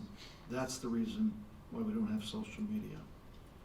So what was proven 100%, the crimes obviously, and it's been narrowed down, the four involved, and only they know the truth at this particular point. Now, this is on the credibility issue, and you got to make that call. So the lies, I mean, how do you separate out all these lies? I mean, Almendinger lied that he wasn't even there, he was in Anchorage. Johnson lied he wasn't involved. Renfro lied in all three interviews. Renfro named two different shooters in the last interview. They all destroyed evidence. You've heard testimony about that, especially the Bronco. Lies are evidence of guilt in this particular case. Now this issue, like, look at my teenager's mindset. Well, look at his mindset, okay? Because we've had a glimpse into the mindset of Bradley Renfro and the rest of the group. It's not a typical teenager mindset. Rules didn't really matter to them. They didn't like law enforcement. You can see that from the exhibit where they're talking about the feds. That's what they call the cops, and their phones are being taken, and access to handguns, pretty frequent use of drugs and alcohol. Just they knew how to turn their phones off during this. Destruction of all types of evidence, and just the way they act. I mean, is this the typical mindset of a 16-year-old? The way he referred to the murder victim when he knew the police were asking, "Can you help us solve this murder case?" At some point, it was just a disappearance case.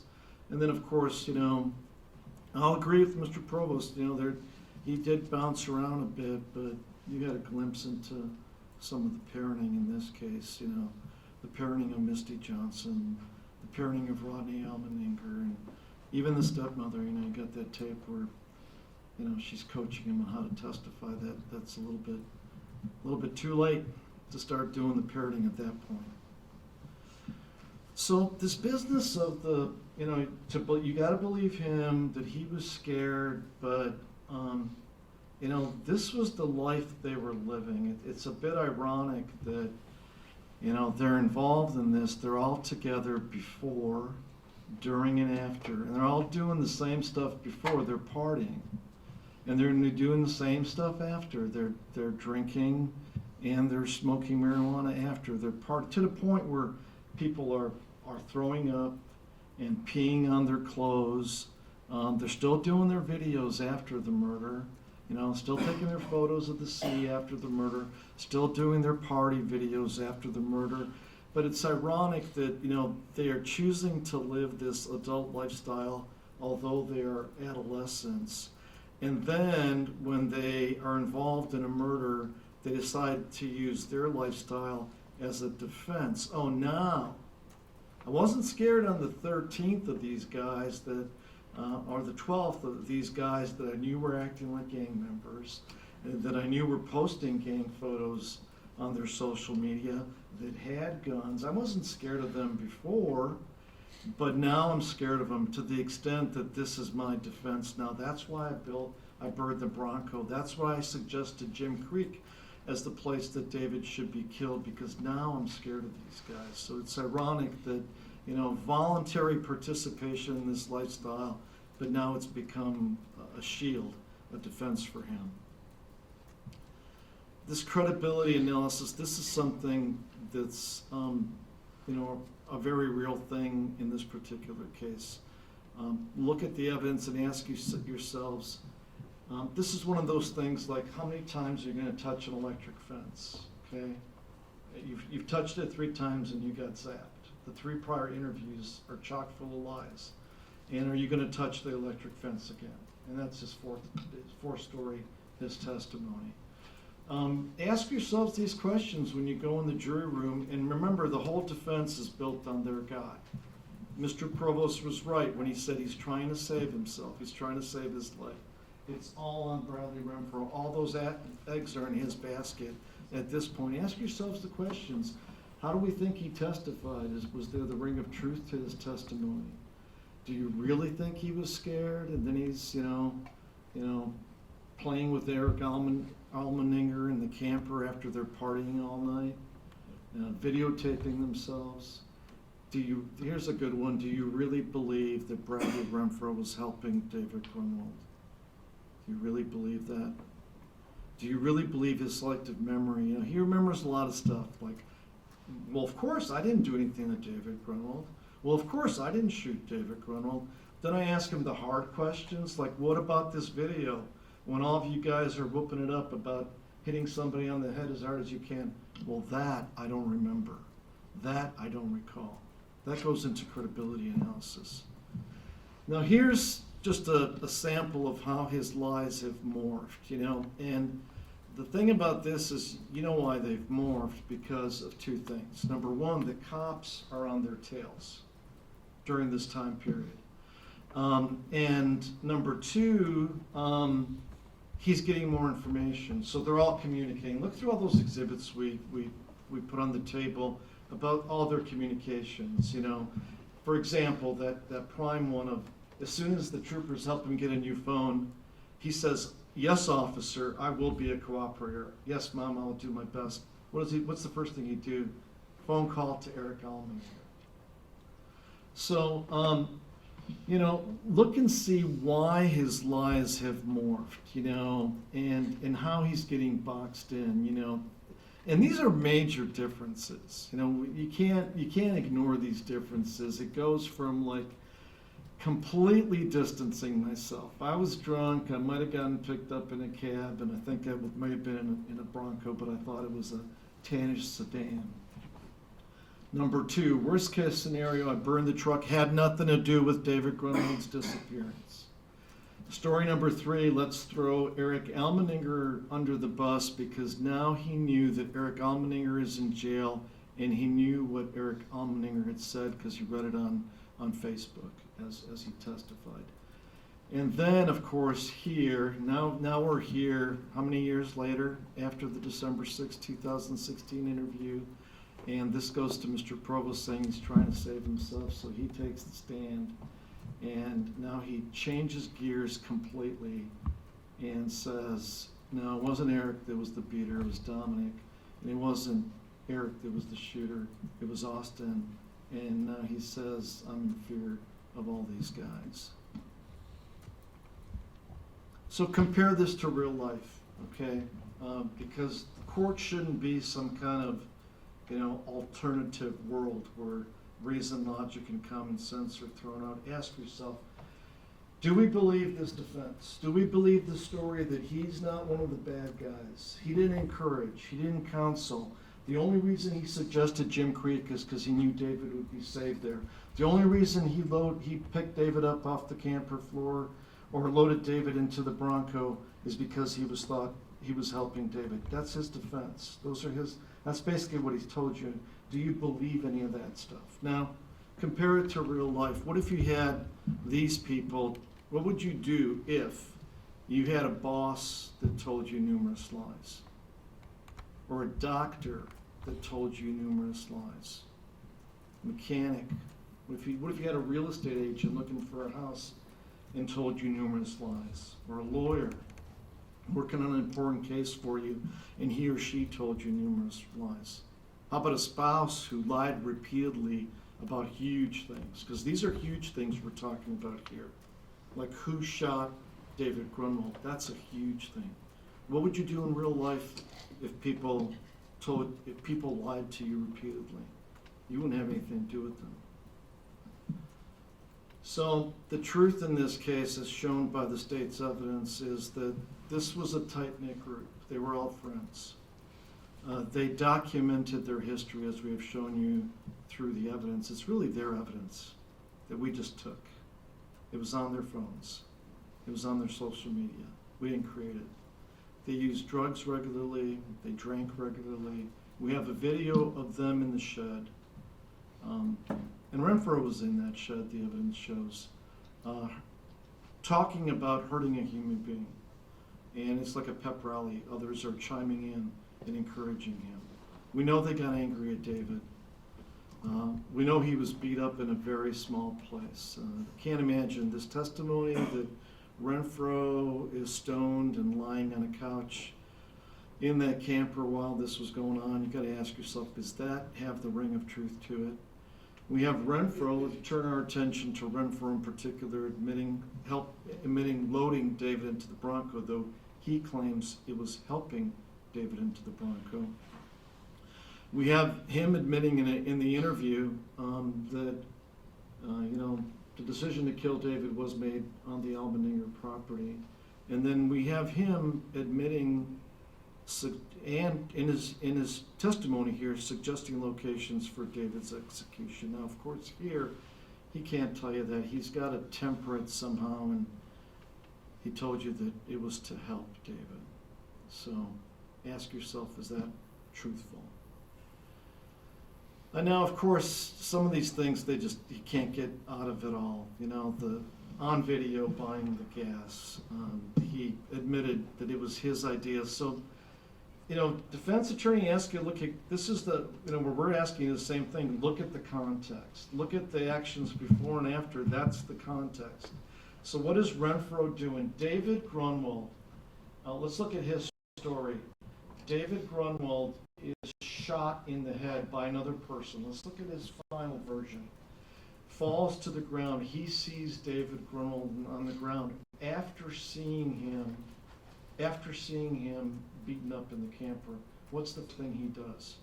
Within minutes of the murder, he suggests that they go to his best friend's house, Devin Peterson's house, and get gas to burn the Bronco. Now, maybe he had a nosebleed. The defense brought up nosebleed. Maybe Renfro had a nosebleed during all this, as he is prone to have, according to the defense, and maybe that's why he was the one that suggested that they go to Devin's to get gas cans. That's a plausible explanation. And then really, if you're wondering, was he surprised? Was he not with this program? Why is he hanging out? Why is he partying with all these guys? Why is he still in the videos with these guys during the parties? Why is he hanging out with them repeatedly? And most especially, pull out that photo from November 18th. Why is he flashing the gang sign after he was involved in this horrific thing where he was so scared and practically held hostage by the other guys? The bottom line in this case is that, they didn't care about David. He was like, they just threw him out in the woods like, we would throw out whatever, a moose bone or something. They just threw him out in the woods. They didn't care about him.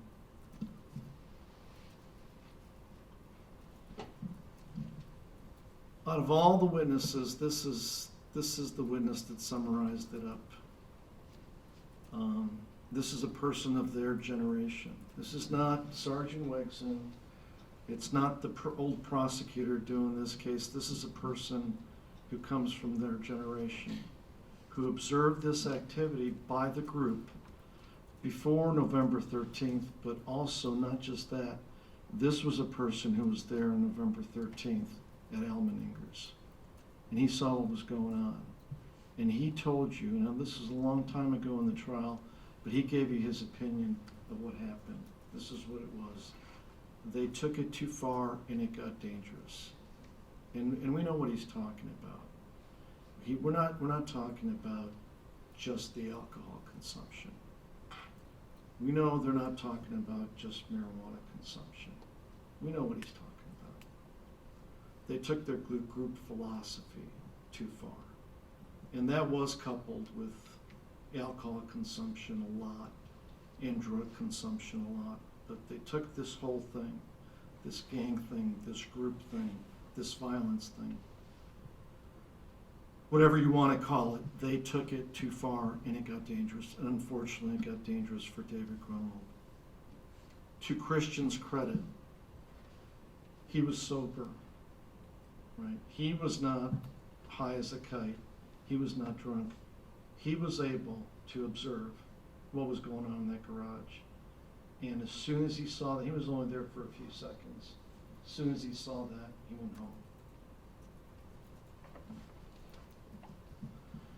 I agree with Mr. Provost that, justice is a very elusive concept, and I don't even know if it's worthy of talking about it, even though we're in a jury trial in a murder case.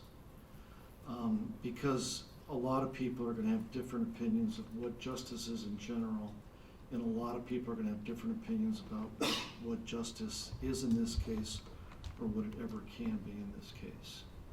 There are certain things that no amount of prosecutions are going to restore in this particular case. David Grunwald is gone forever. What happened with him was one of the most horrible things that has ever happened in the history of mankind and history of Alaska. The damage that's been done to David's family, Victoria McKelkey, everybody that knew him, is not going to go away. But in terms of justice, you will have the final say. And specifically, you're going to have the final determination as to what is the reflection of the truth in this particular case. Because a verdict has to be a reflection of the truth. It's not, what we hope would have happened. It's got to be the truth based on the evidence. And, you have some choices here. Number one, what is obvious, and that's what the slides I put in front of you about what happened according to the evidence, or you can buy his story. After all his lies, after all his deception, after all the evidence cover-up, you can buy his story in this trial, that he was the good guy. He didn't do anything. He was forced by his buddies to do the things that he did admit doing. We heard, 2 or 3 days of endless painful lies and explanations of those lies, and now we have the convenient, unsupported excuses that he was in fear. And I say unsupported because those excuses rely completely on his fourth story and rely completely on his credibility, which is zero, which is no credibility at this point. Thank you. Okay, turn the lights back on.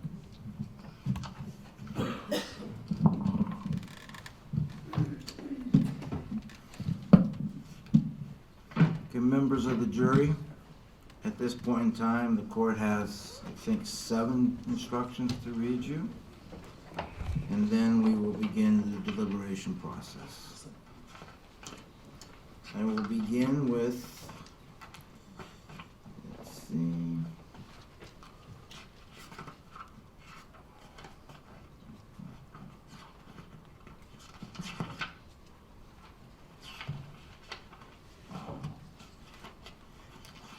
Instruction number 28.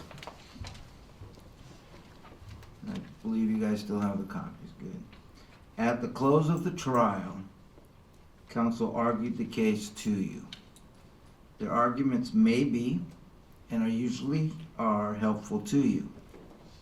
However, arguments are not evidence, and you cannot consider them as evidence. You should give careful attention to the lawyer's arguments if they are based upon the evidence and the law as I instructed you. But if their arguments of counsel depart from the facts or from the law, you should disregard them. Although acting in good faith, the lawyers may be mistaken in their recollection of evidence given during the trial. You are the ones to determine what weight to give the evidence in this case, as well as what conclusions of fact to draw. 29. If the court has repeated any rule, direction, or idea, or stated the same in varying ways, no emphasis was intended, and you must not draw any inference therefrom. You are not to single out a single sentence or any individual point or instruction and ignore the others. You are to consider all these instructions as a whole and are to regard each in the light of all the others. The order in which these instructions are given has no significance as to their relative importance.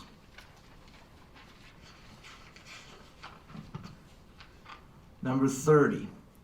In performing your duty as jurors, you must not be influenced by pity for a defendant or by passion, prejudice, public opinion, or public feeling against him.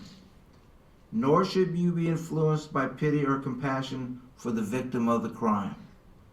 You must not be biased against a defendant because he has been arrested for this offense, or because a charge has been filed, or because he has been brought to trial. None of these facts is evidence of guilt, and you must not infer or speculate from any or all of them that he is more likely to be guilty than innocent.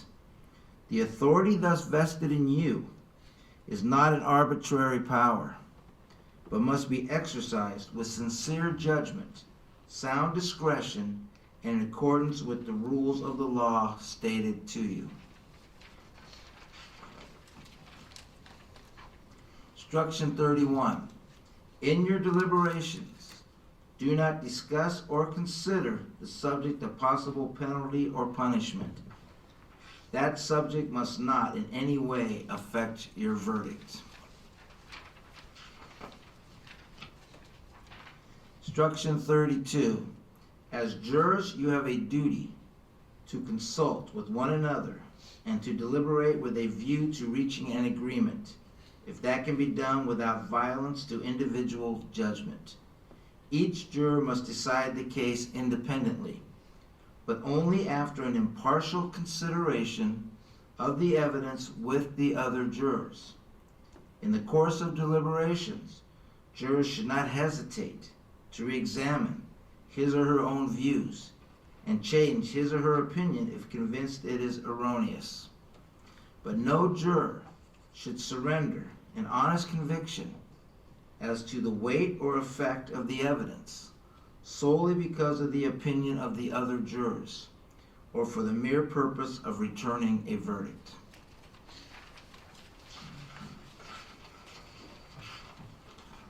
Instruction number 33. If it becomes necessary during your deliberations to communicate with me, you may send a note by the bailiff, signed by your foreperson, or by one or more members of the jury. No member of the jury should ever communicate with me by any means other than a signed writing. The writing should contain the date and time of the communication. I will never communicate with any member of the jury other than in writing or orally here in open court. Judges frequently receive written cases about the case by jurors during their deliberations. Although I cannot always answer those questions, I am free to tell you that if you desire to be informed on any point of law arising in the case, you may write which point of law you wish to be instructed on a piece of paper, hand it to the bailiff, and I will convene the court for consideration of the question. The court has tape recorded the proceedings in this trial. If you need to rehear the testimony of a particular witness, you may write which witness's testimony you wish to have played back, and we will arrange for you to hear it.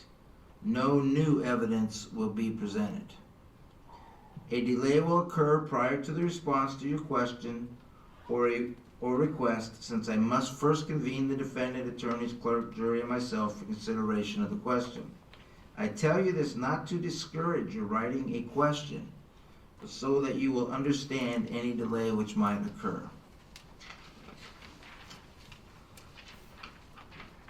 Instruction number 34.